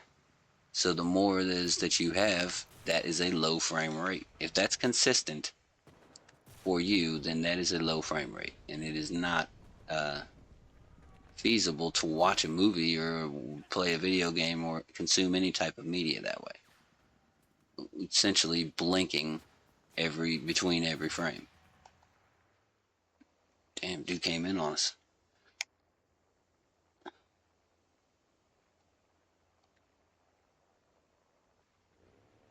Now you can get to have better frame consistency by essentially lowering your settings. And that's where the frame generation comes in, so that you lowered those settings, and now you get to have some of those frames back by AI upscaling and giving you frames that don't really exist. And that's where you get the fact of someone, that's where you get the artifacting from, because it's essentially a thing where you're using frame, you're inserting a picture into a video.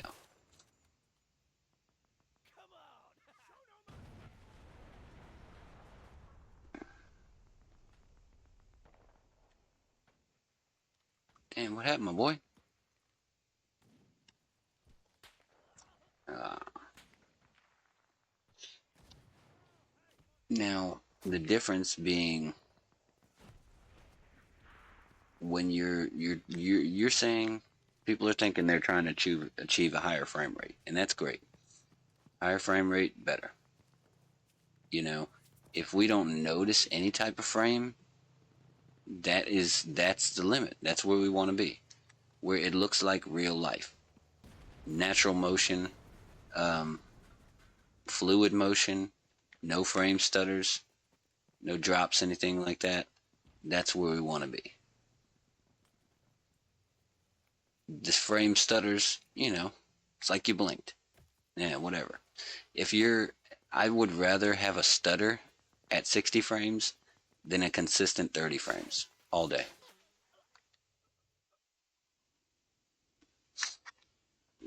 But at the end of the day, it ends up being to where, Jesus fucking Lord. Oh. In my squad, we all got eliminated, bro. That dude's, no wonder his ass is AFK.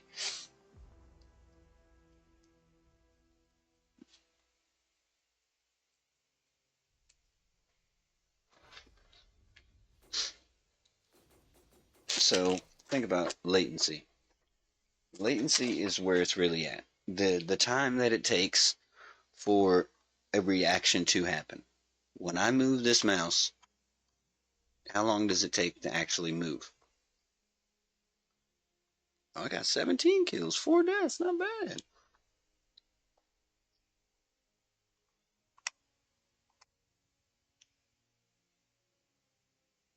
So if I pull a trigger to try to shoot a guy, and he is not where he was when I shot the bullet, because I had a frame stutter, or I don't have as consistent frame rate as he does, to where he's getting faster information into his eyeballs, uh, and I miss because he wasn't where he was before, then that is a lose for me. That gives him time to shoot me back. That takes away from my positioning. I have to reposition now, try to find him again, that kind of thing, blah blah blah. It takes away from the immersion, it takes away from the experience. Now, if I had had the performance that comes with the ability that my hardware gives me, then I'm good.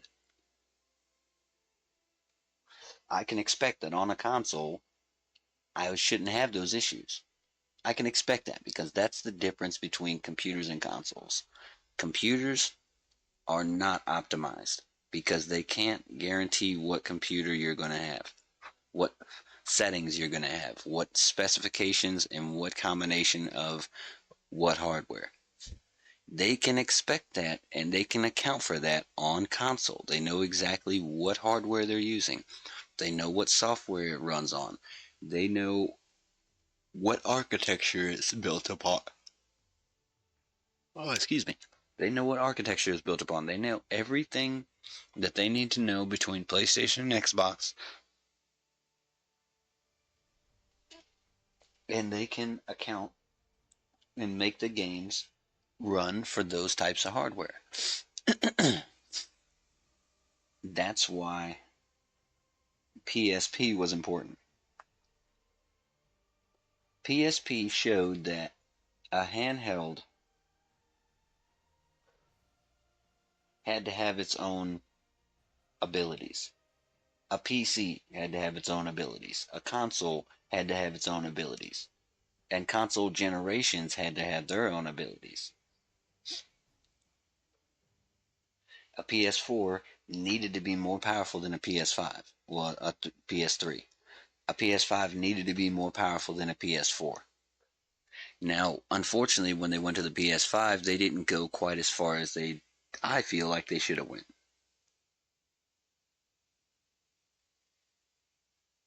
And they definitely haven't had any first party titles that have really been like, holy crap, I've got to get this. You know, most of PS5 sales will be from GTA 6. You know, now I'm not saying that the PS5 hasn't sold unanimously. I'm not saying that it hasn't sold well and got through all the chipset, uh, COVID, all that issues, whatever, blah, blah, blah. Not being able to get hardware and things, and that's great. But at the end of the day, there's never going to be, you can't tell me that most of the sales from this system aren't going to be from GTA 6, because they are. Mainly because you won't be able to play it on PS4, so people who have been holding out will have to go get a PS5, Xbox Series X, or a computer. That's it. If you want to play the game, this is the way you have to do it. You know, and there really aren't a whole lot of games that say you absolutely have to get a PS5. There's 99% of the time a PS4 variant. Why? I feel, I have always felt that it's because the PS4 runs the software the way it's supposed to. The PS5 is like almost the PS4 Pro we could have gotten. And not that they didn't give us a good PS4 Pro. The PS4 Pro is a great console. The problem is that the PS5 wasn't enough of a jump from the PS4 Pro, in my opinion. It's good. It is a good system. I've had one for at least 2 years now. You know, I did it the expensive way. But um,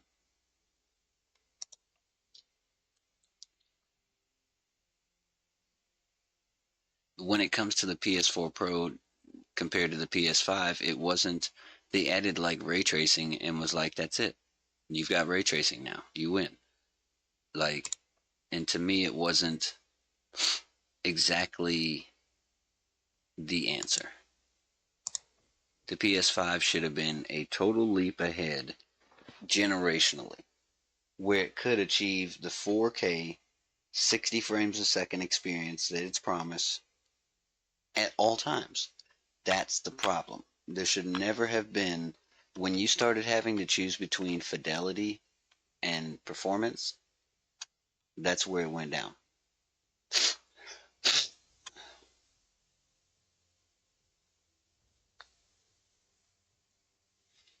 Now, back then, 4K HDR was great. You know, it was the graphic quality. It was running at 30 frames a second most of the time, but that's what you got. You knew that. You knew that you were getting a console that ran things at a higher resolution, and it was already at 30 frames a second, so it was just at a higher resolution now. It was in 4K. So the next step was we went from 4K, 4K HDR, and then the next step was going to be 4K 60 frames a second. Promised on every game. No matter what game you're playing, you're going to get 4K 4K 60 frames a second. Plus PS5, we're going to throw you a curveball before the Xbox says anything. and we're going to throw in ray tracing. That's what was supposed to happen. It wasn't supposed to be you get ray tracing now and you either have to choose between the ray tracing and look of the video of the quality, or you can have the performance that we promised you and give you the 60 frames a second. But you can't get the 4K with the 60 frames a second with this ray tracing that we're giving you.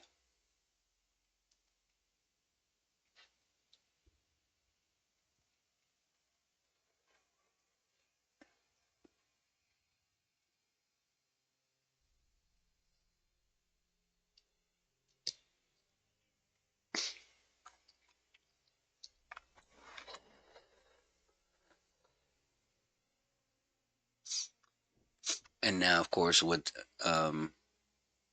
PlayStation stepping up to the PSSR super resolution, whatever, that seems like it's going to be great, right?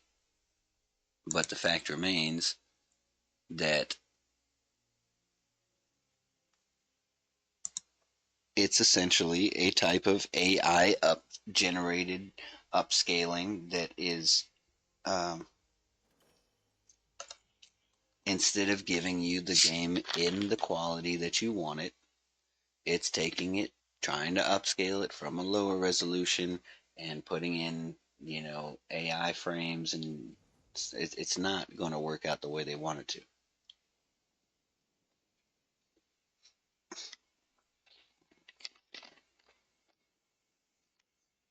If there's one thing I know about cars, it's that if your car doesn't go fast enough, you're not going to win the race. That's the answer. That's just what it is. Now I'm getting 55 frames a second again. 53, 54, and even though this game is not the most beautiful the way it's being rendered because it's at a lower quality, this is a lower resolution. It's 16 by 9, and it's on a computer from years and years ago. So essentially I'm playing a game on a PS4 that was made for a PS5. Now, that could, so yeah, if I have to dumb down the resolution to be able to get it to play the way it should, that happens. This is a very big map with a lot going on, destructible environments, tanks running all over the place. Ooh, that was crazy.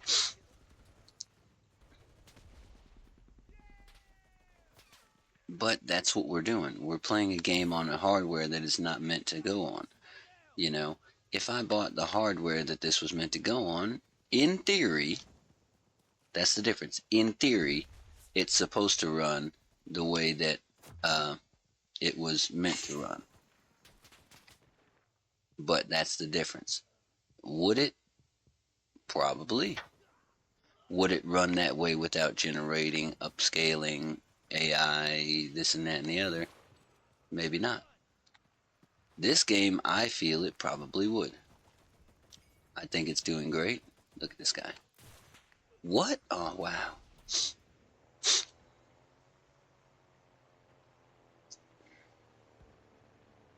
But like I said, that's this game. I feel like the developers did really well on this game, and that they understood what was at stake if their game wasn't as good as they needed it to be. So they put a lot into it. It is a hell of a lot of thought. I mean, look at this. They've got planes flying around. They've got at any time there's 50 people on this battlefield. At any time. You know.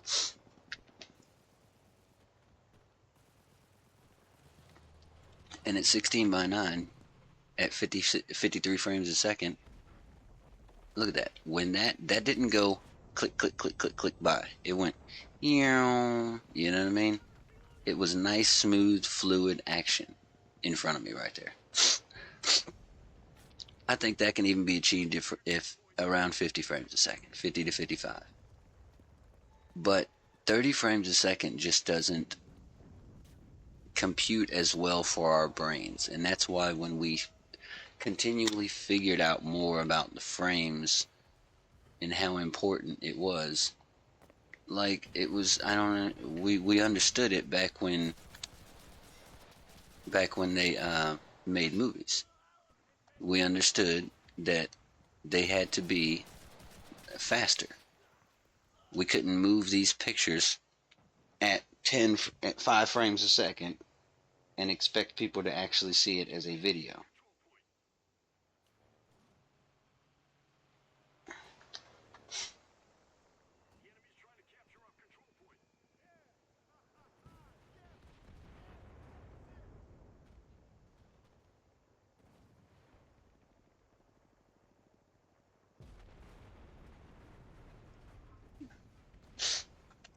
So they put it on a wheel. You know, they put a bunch of those things, they put a bunch of pictures where they only changed every once in a while so that you could see things as they were happening. They lasted longer. You know? Uh-oh, hold on. And when they spun that faster and faster, it looked like the pictures were moving. That's where it happened. And ever since the invention of moving pictures, we realized that in order to see something fluidly, we needed to see it as fast as our eyes see it. Or it would look like we were looking at picture after picture after picture very fast. The faster and faster we did that, the more fluid they got, and then we got video. Now, at some point, they said that there's a cinematic version of the way we do things, and so we'll stop it at 24 frames a second.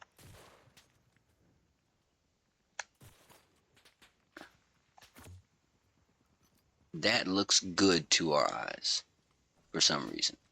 I don't know. 24 frames is just a good... It looks good, I guess. It doesn't look like it's too realistic. I don't understand. I like movies in 60 frames too. You know, I like Law and Order. They have everything as smooth as butter and looks great. You know,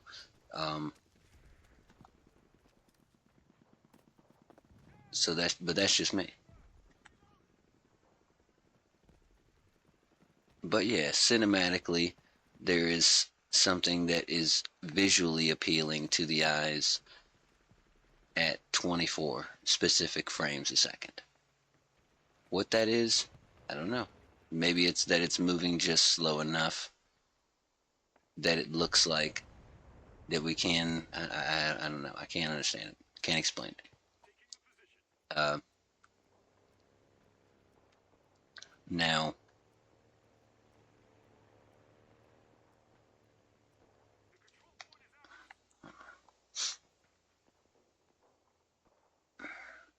I wanted to see something here. There's a reflection quality indoor reflections. I want to see that. That didn't do a whole lot. Maybe if it was something a little shinier. But yeah. So, you know. Oh, jeez. Did you do that?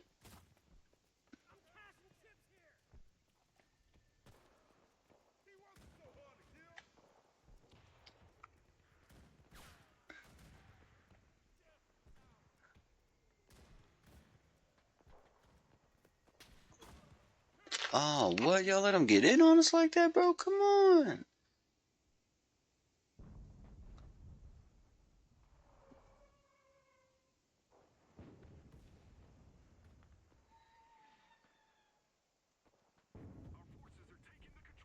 Oh, yeah, frames. So, at 60 frames, grass waves the natural way. At 60 frames, leaves blow in the breeze naturally, the way we would see them. At least, it's still a debate as to exactly how fast we can see in frames.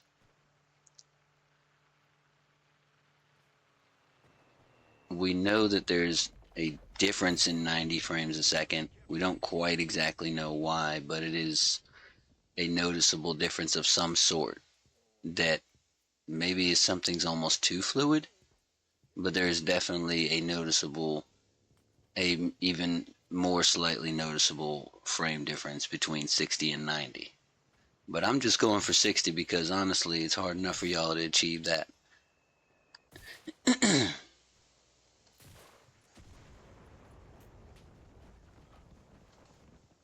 Now, when it comes to whether they could, yes, this game right here shows it. Jesus.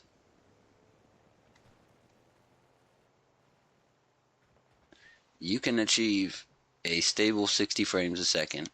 Like I said, right now there's not a whole lot, and you can see that this fire is, if you look into the middle of it, it's more square than a fire should be, right in the interior part here. You know, there's definitely shapes. You know, if I went down to even lower resolutions, it'd be even worse. But and at whatever the smoke here, there's a little bit of misting or something that's going on. It's not quite pleasing to the eye. All these different optimization settings that need to be put into play. That's what the console difference is. So,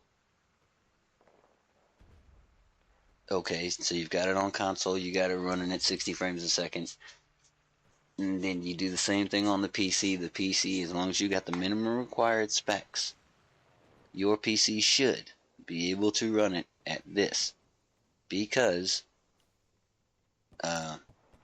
that's why they usually give you the motherboard too, like all kinds of different stuff, because they are guaranteeing that you will get this type of quality if you have this type of hardware.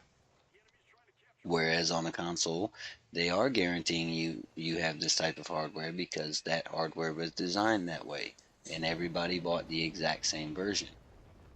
You might have a PS4 Pro or a PS5 Pro, but at the end of the day, you bought a PS5 or an Xbox Series X, and it runs a certain way. It has a certain hardware and a certain software, and they understand that, and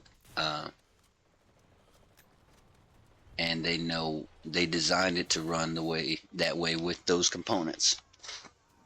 They didn't design it to run with your PC's components, so they give you a minimum spec requirement.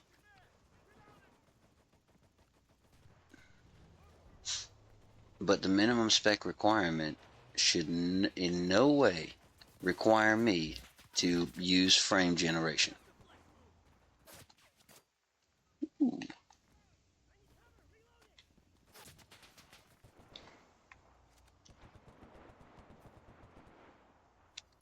That's just bar none, because it's literally cheating, and it's not the reason it's. I don't care that it's cheating if it worked.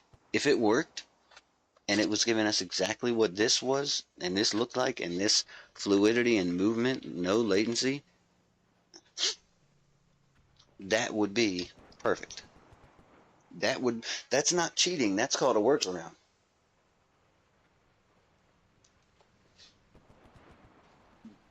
Duping someone because you don't want to do as much work to make your game run the way that you used to make them run, because you have new technology now that makes it easier for you to cheat your way through the development process. That is not a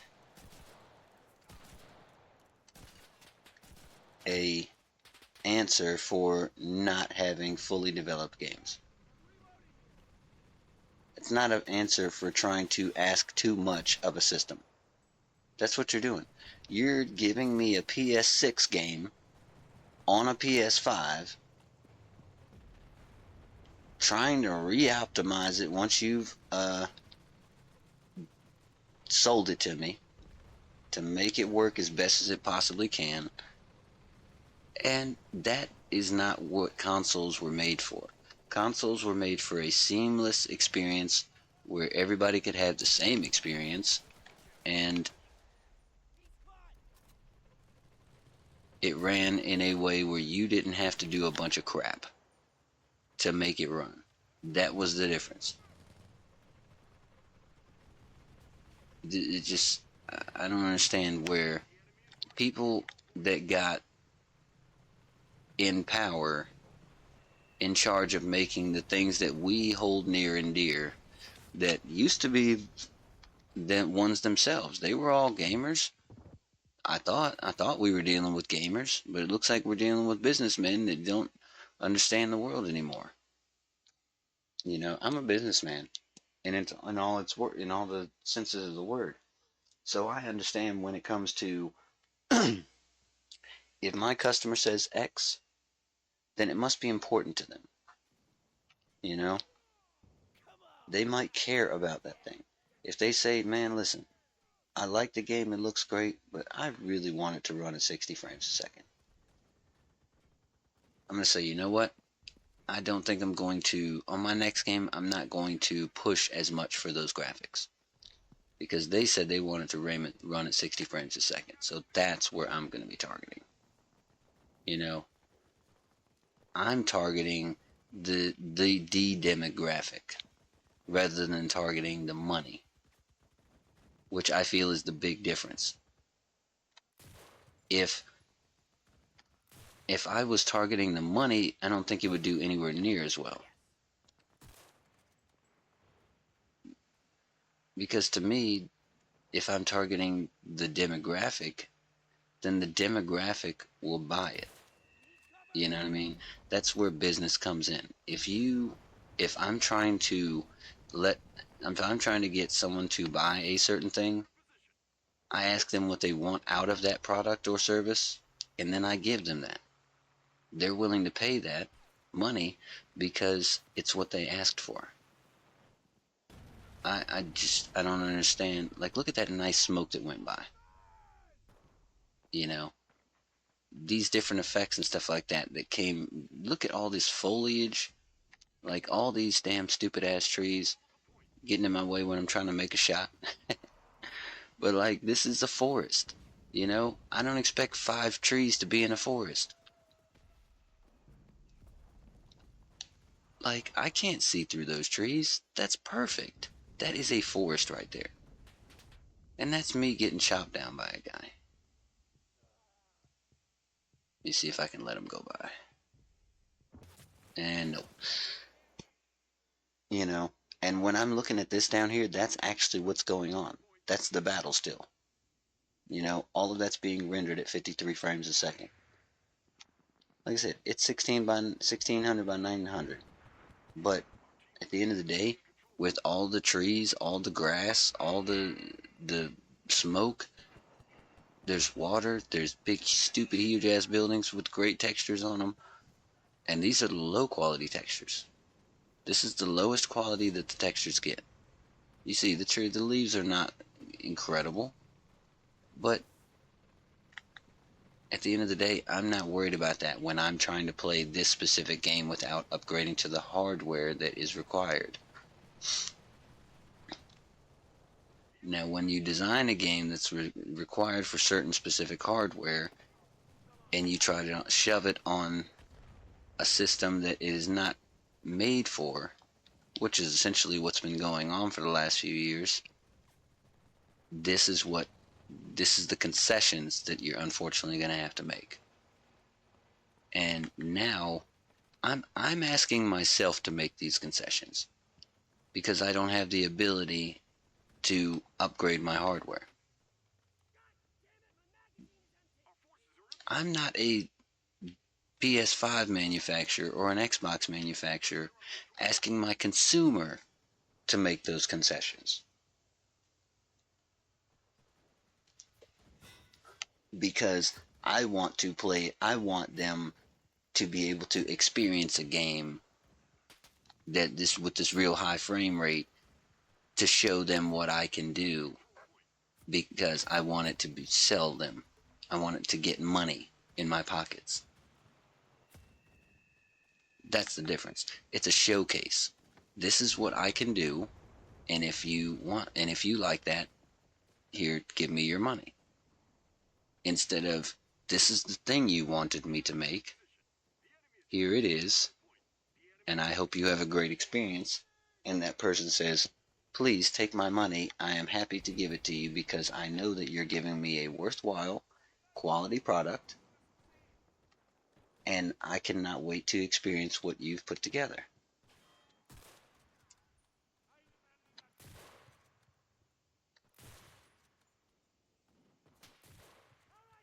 And the hell just happened? But that's not what we get. We get, here's what we did. It looks incredible. You cannot run it, but here it is.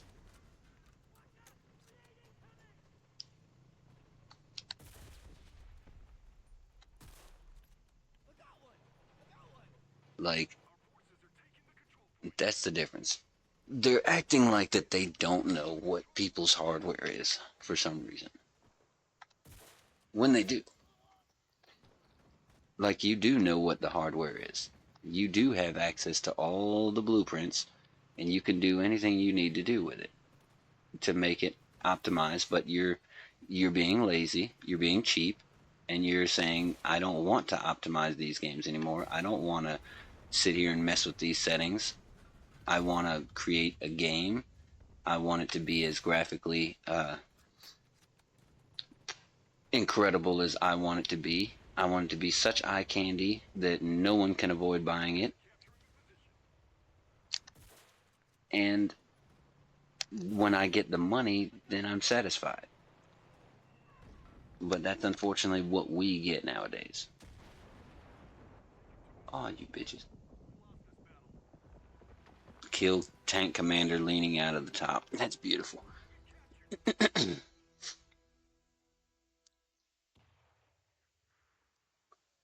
So, to me, if I am continuously giving a product and the customer wants to buy it, it's better than me producing products continuously that they don't want, but that they buy because it looks promising. It could be what they want. That's the difference. It looks like it looks like it could be what they want. It looks like it is what they want.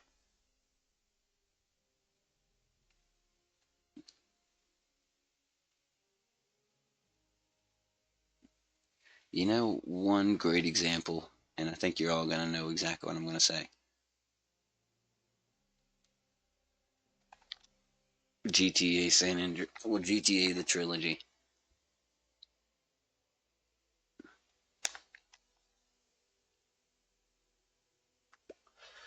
That game was just,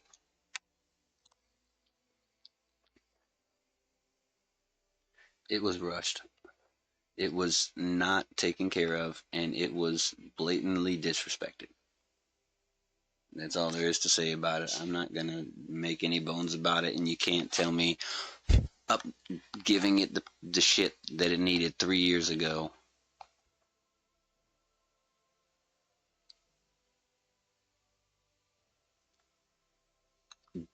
is worth um, the money that y'all asked for it, the time that y'all even put into it, because honestly, the mobile port looks just as good. It's not like nothing crazy different, you know. I'm not saying that the mobile port is good.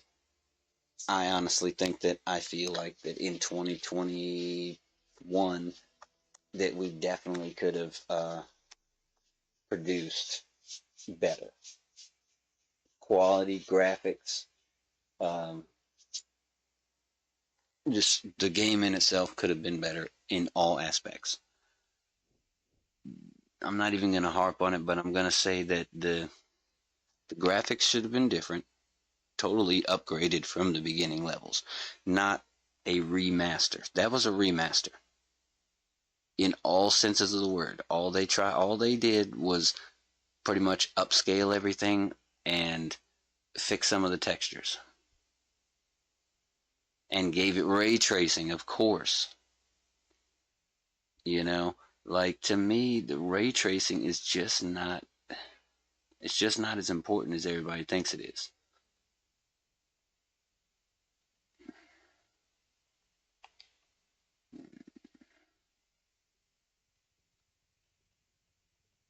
So I'm going to,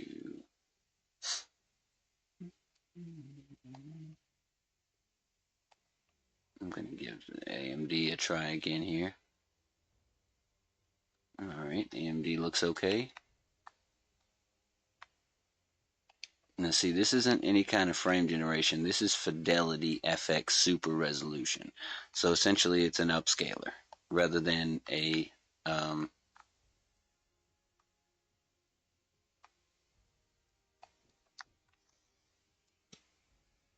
rather than frame generation, DLSS, anything like that.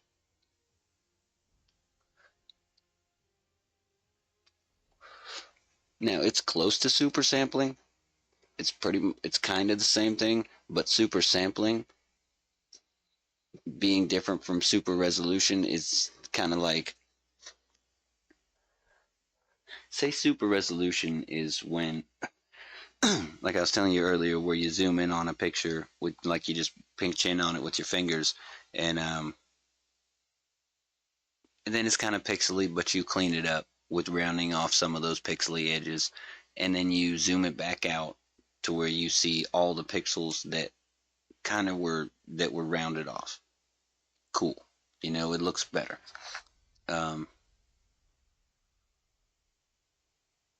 Now you can see right now already the game isn't quite as nice because it's a different type of anti-aliasing.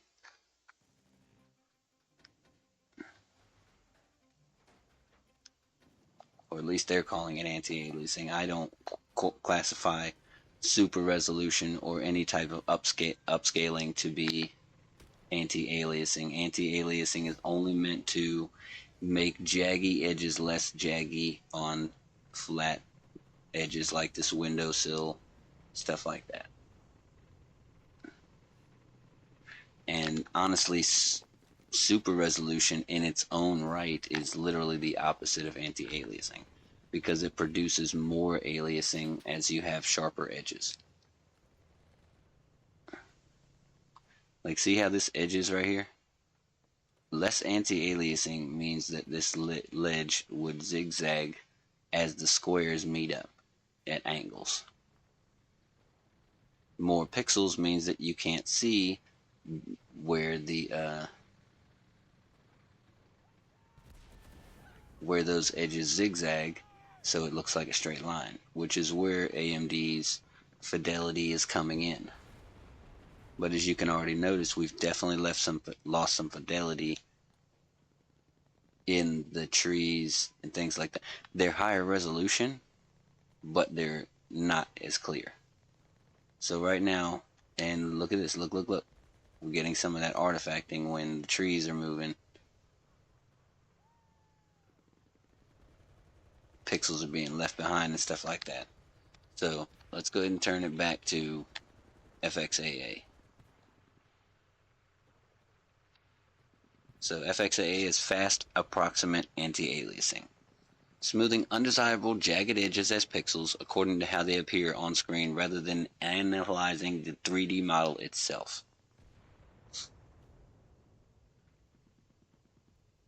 And with super sampling anti-aliasing, you can say it renders the image at a much higher resolution.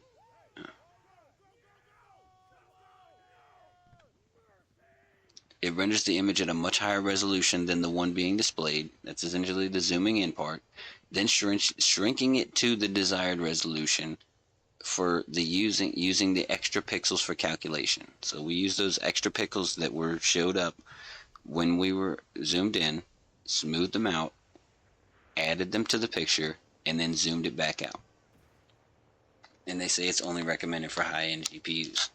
I didn't see that it did incredible. Now you can see right there in the leaves are moving normally again, right? That's where the difference is. They didn't add any pixels and make it so that things were starting to get left behind. They just cleaned up the edges of sharper objects. And now we could even help that out just a little bit more. Oh, hold on. Oh, those are our guys. By turning some of the sharpness back down. Let's say take the sharpness to about 45. So see, some of those jaggy edges that were being produced are not quite as prominent. And yeah, I saw you out there, you mother.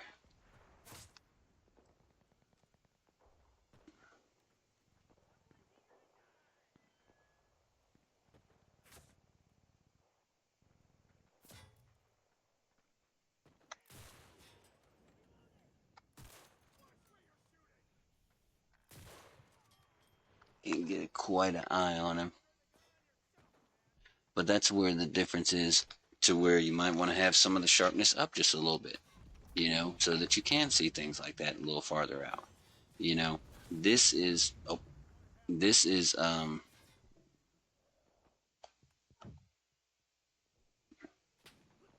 wow, where the super resolutions comes in. They try to bring you that higher resolution, but scale it at a lower, but render it at a lower resolution, which not only takes more time, so it is kind of expensive on the CPU, but also just being rendered at the higher quality at first is better, because it's being rendered that way. There's no re-rendering, there's no secondary post-processing, anything like that.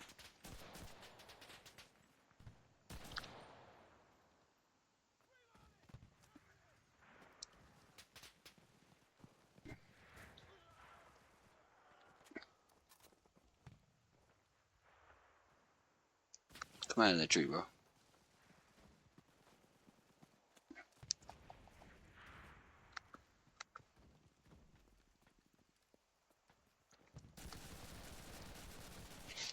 Oh, I hit him. But see, right then, that's when I should have grabbed the mouse. But I was already moving, so it was too late.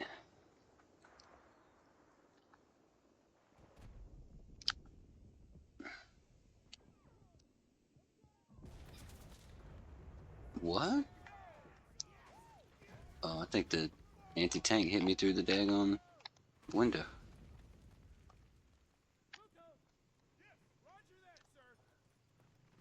Well, like through the wood and everything.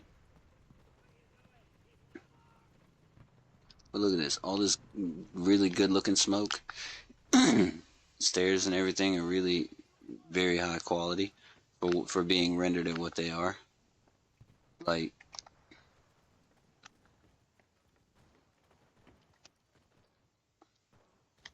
like I said, not every game's gonna look perfect, but at the end of the day, these optimization settings are supposed to be done on console, and that's what the difference has always been. When you get it on console, there isn't supposed to have to be a choice ever. You get the game in all its beauty. This is the way it's supposed to be. This is the way we wanted it to run. This is the way we wanted it to play. This is the way we wanted everything to feel while you're playing the game. You know, so by disrespecting the gaming community and saying we're gonna give you slop and expect you to take it because it looks really good.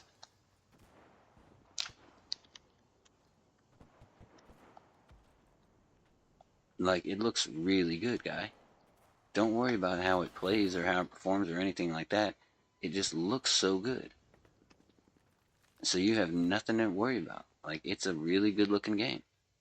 Like, yes, I understand. It's a very good looking game, and I really appreciate you putting the time and effort to putting your models together. But the fact remains is, to me, I don't worry about as much about how it looks as I do as how it plays. So if it doesn't play any good, then it doesn't have the value that it would have. There's a reason we're still talking about games that were made from pixels back in 2000, 1998 and this and that and the other. Ocarina of Time wasn't a great game because it was the most graphically enhanced, most high resolution game that we had ever played in our lives. Most of them, it was such a low resolution, it wasn't even barely worth it. Nah, I'm not going to say that. It was in a, honestly, it was in a decent resolution. Probably 480, something like that, whatever. But that was the equipment that we had at the time, and those were the abilities that we had at the time, and they stayed within those abilities, and that's the difference. They didn't try to give us something that they couldn't actually do.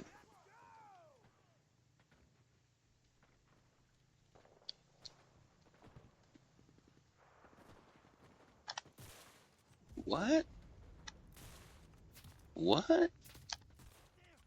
What?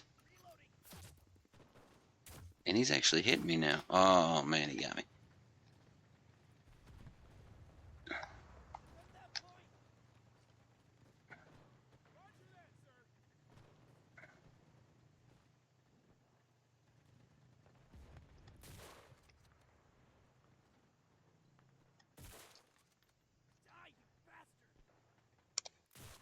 Don't do that, bye. Don't do that, my guy. Like, look at this. All the smoke that's in the way right now. It took the frame rate down a little bit when doing different things or whatever. But at the end of the day, I don't care about that because I'm playing it on old ass hardware that I shouldn't be playing it on. But that's me that doesn't have to care about that because I'm choosing to put it on older hardware. You know, I'm not giving someone else something and saying, here, take this shit, deal with it.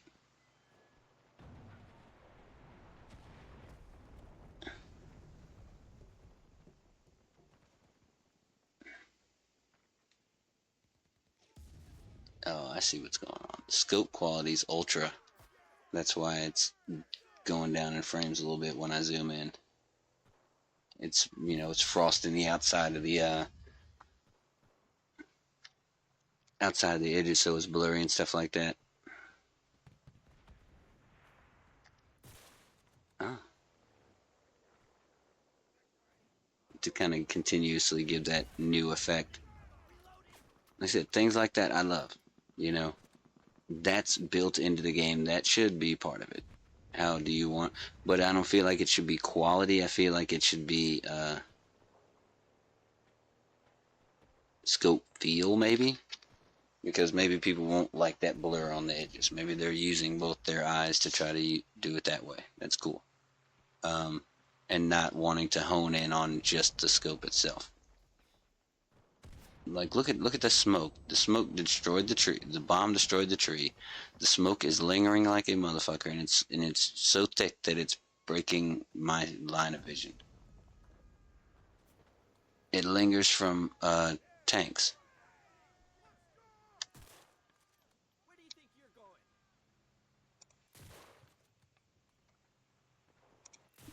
Jeez.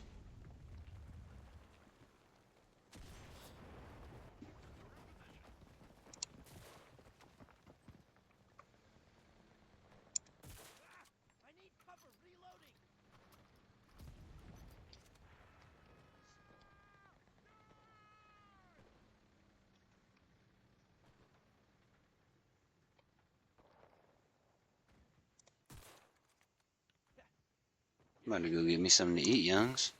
Ooh, got him too. That was beautiful. But that's the difference between having the ability, the resolution, and the quality that you need.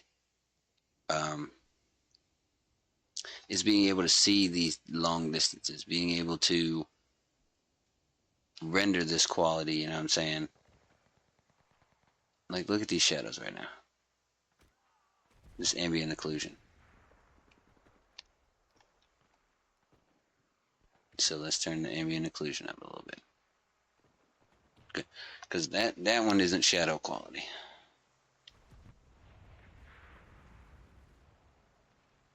Well, let's turn it all the way. Let's turn the shadow quality up and see if that is it. Because they qualify them differently.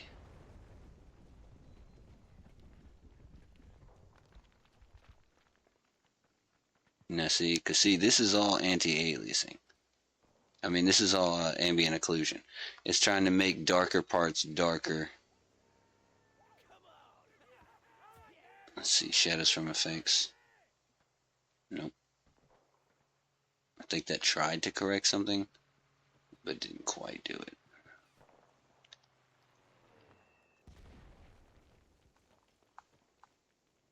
Atmospheric scattering quality? No, of course not. Maybe the subsurface scattering, but look at that. Half the freaking building's falling apart right now.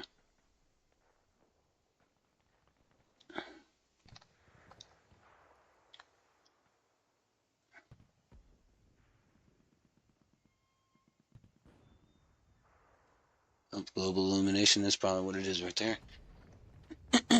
No? Okay, well. That's crazy. I really thought that would be it.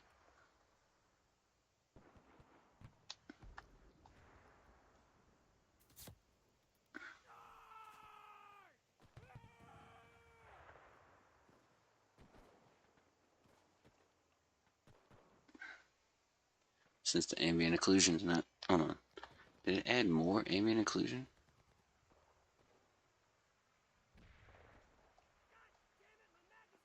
It sure did.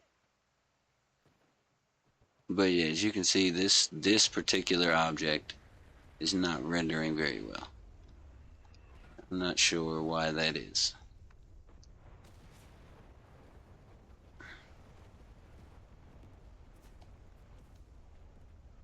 And I can't even make it kind of try to go away.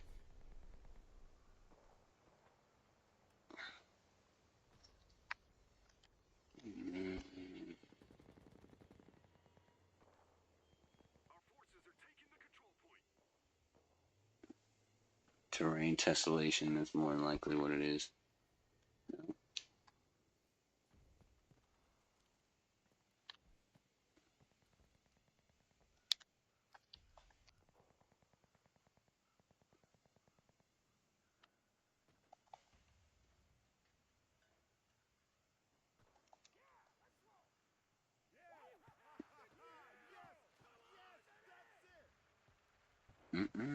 Yeah. You just can't get rid of it right now.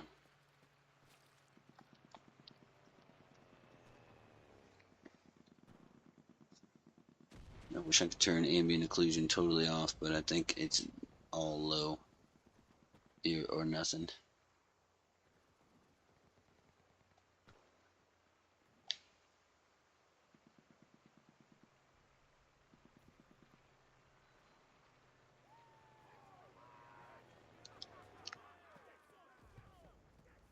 Look at that, back at 43. Like I said, this is starting to look, smooth. And there is a noticeable difference. But you guys have heard all I have to say about it. Like, you can tell when I'm climbing this ladder that there is definitely a difference between, oh crap, between 30 frames and like 50. When I'm climbing this ladder, everything looks real buttery smooth like this. That's because I'm at 55 frames a second, 52 area.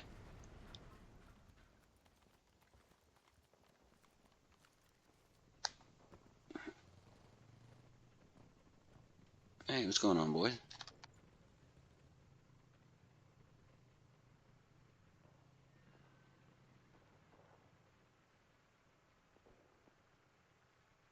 Like I said, movement, there's definitely going to be, shimmering, different things like that. But it's also because the frame rate is not as high as it could be. But that's the difference. With the frame rate, a lot of these different artifacts and visual downfalls that we see go away. And it's not that they're not there, it's just the fact that they don't appear because the frames are so smooth. Like, this doesn't need motion blur. It needs a higher resolution, essentially. But like I said, we're putting it low because of the hardware.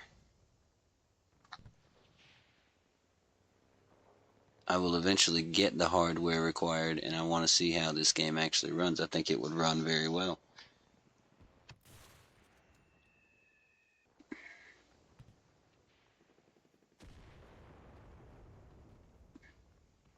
Look at this.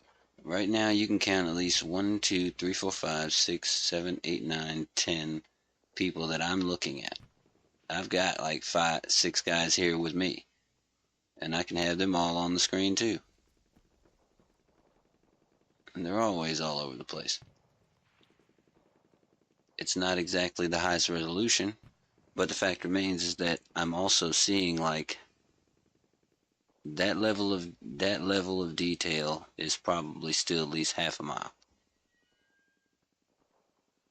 Like, almost. I could take a sniper rifle and be looking very well at this tree, right up on it.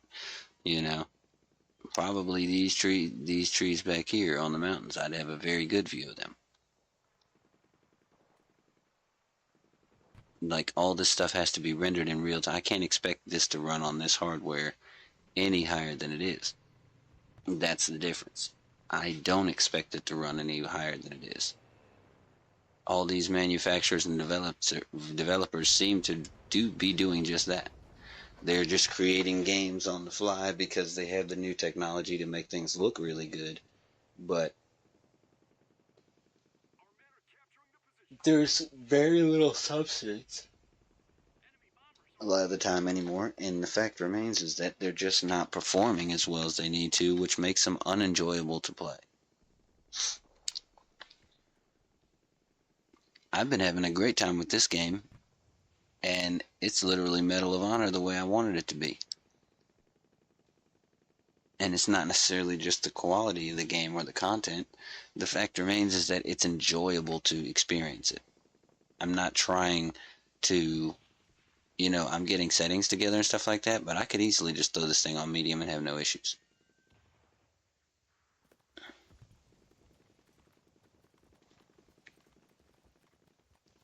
But that's the difference. The console is supposed to be pretty much the medium of PC.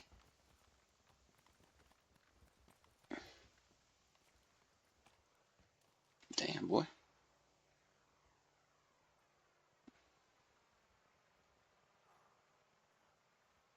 What an idiot. He blew his own. Oh my god, his head is bent backwards and everything. Jesus, bro.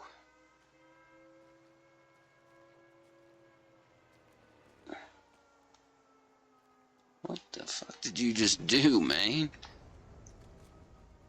Alright, boys, come on.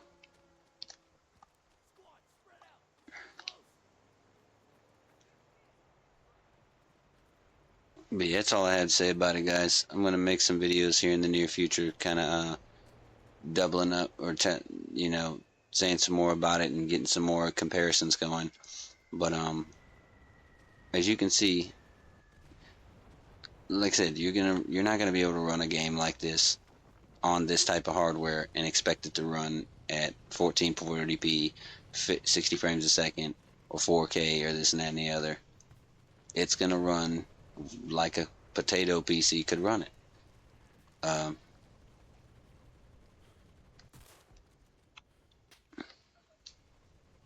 Which is great, which is fine, but you have to understand that going in. I don't have to understand that from developers trying to make a bunch of money off their game by shafting people into thinking that they're getting more than they are.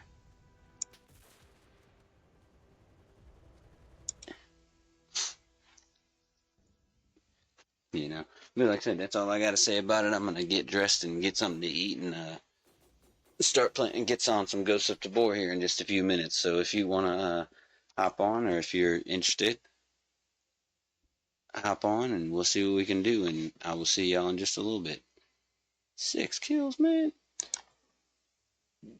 Yeah, I guess I was doing a lot that time. But yeah, you guys have a good one. I'll see you on the next one in just a few minutes. Oh, yeah. Yeah, so we finally got our M3 submachine gun, guys.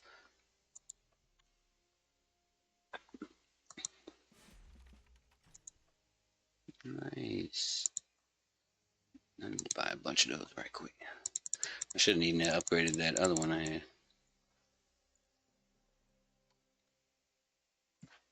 That junk will be a nice one. Yeah.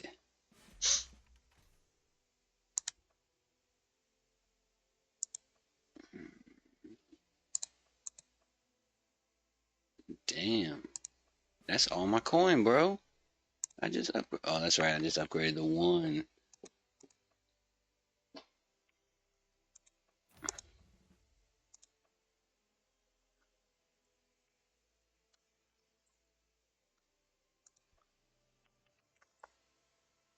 But yeah, all my boys gonna be getting this junk instead of the Stand Mark II.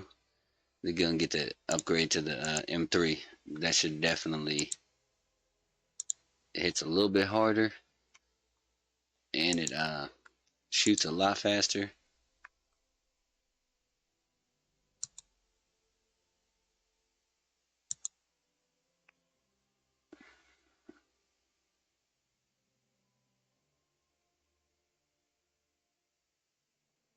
Magazine catch adjustment, new recoil spring, new barrel.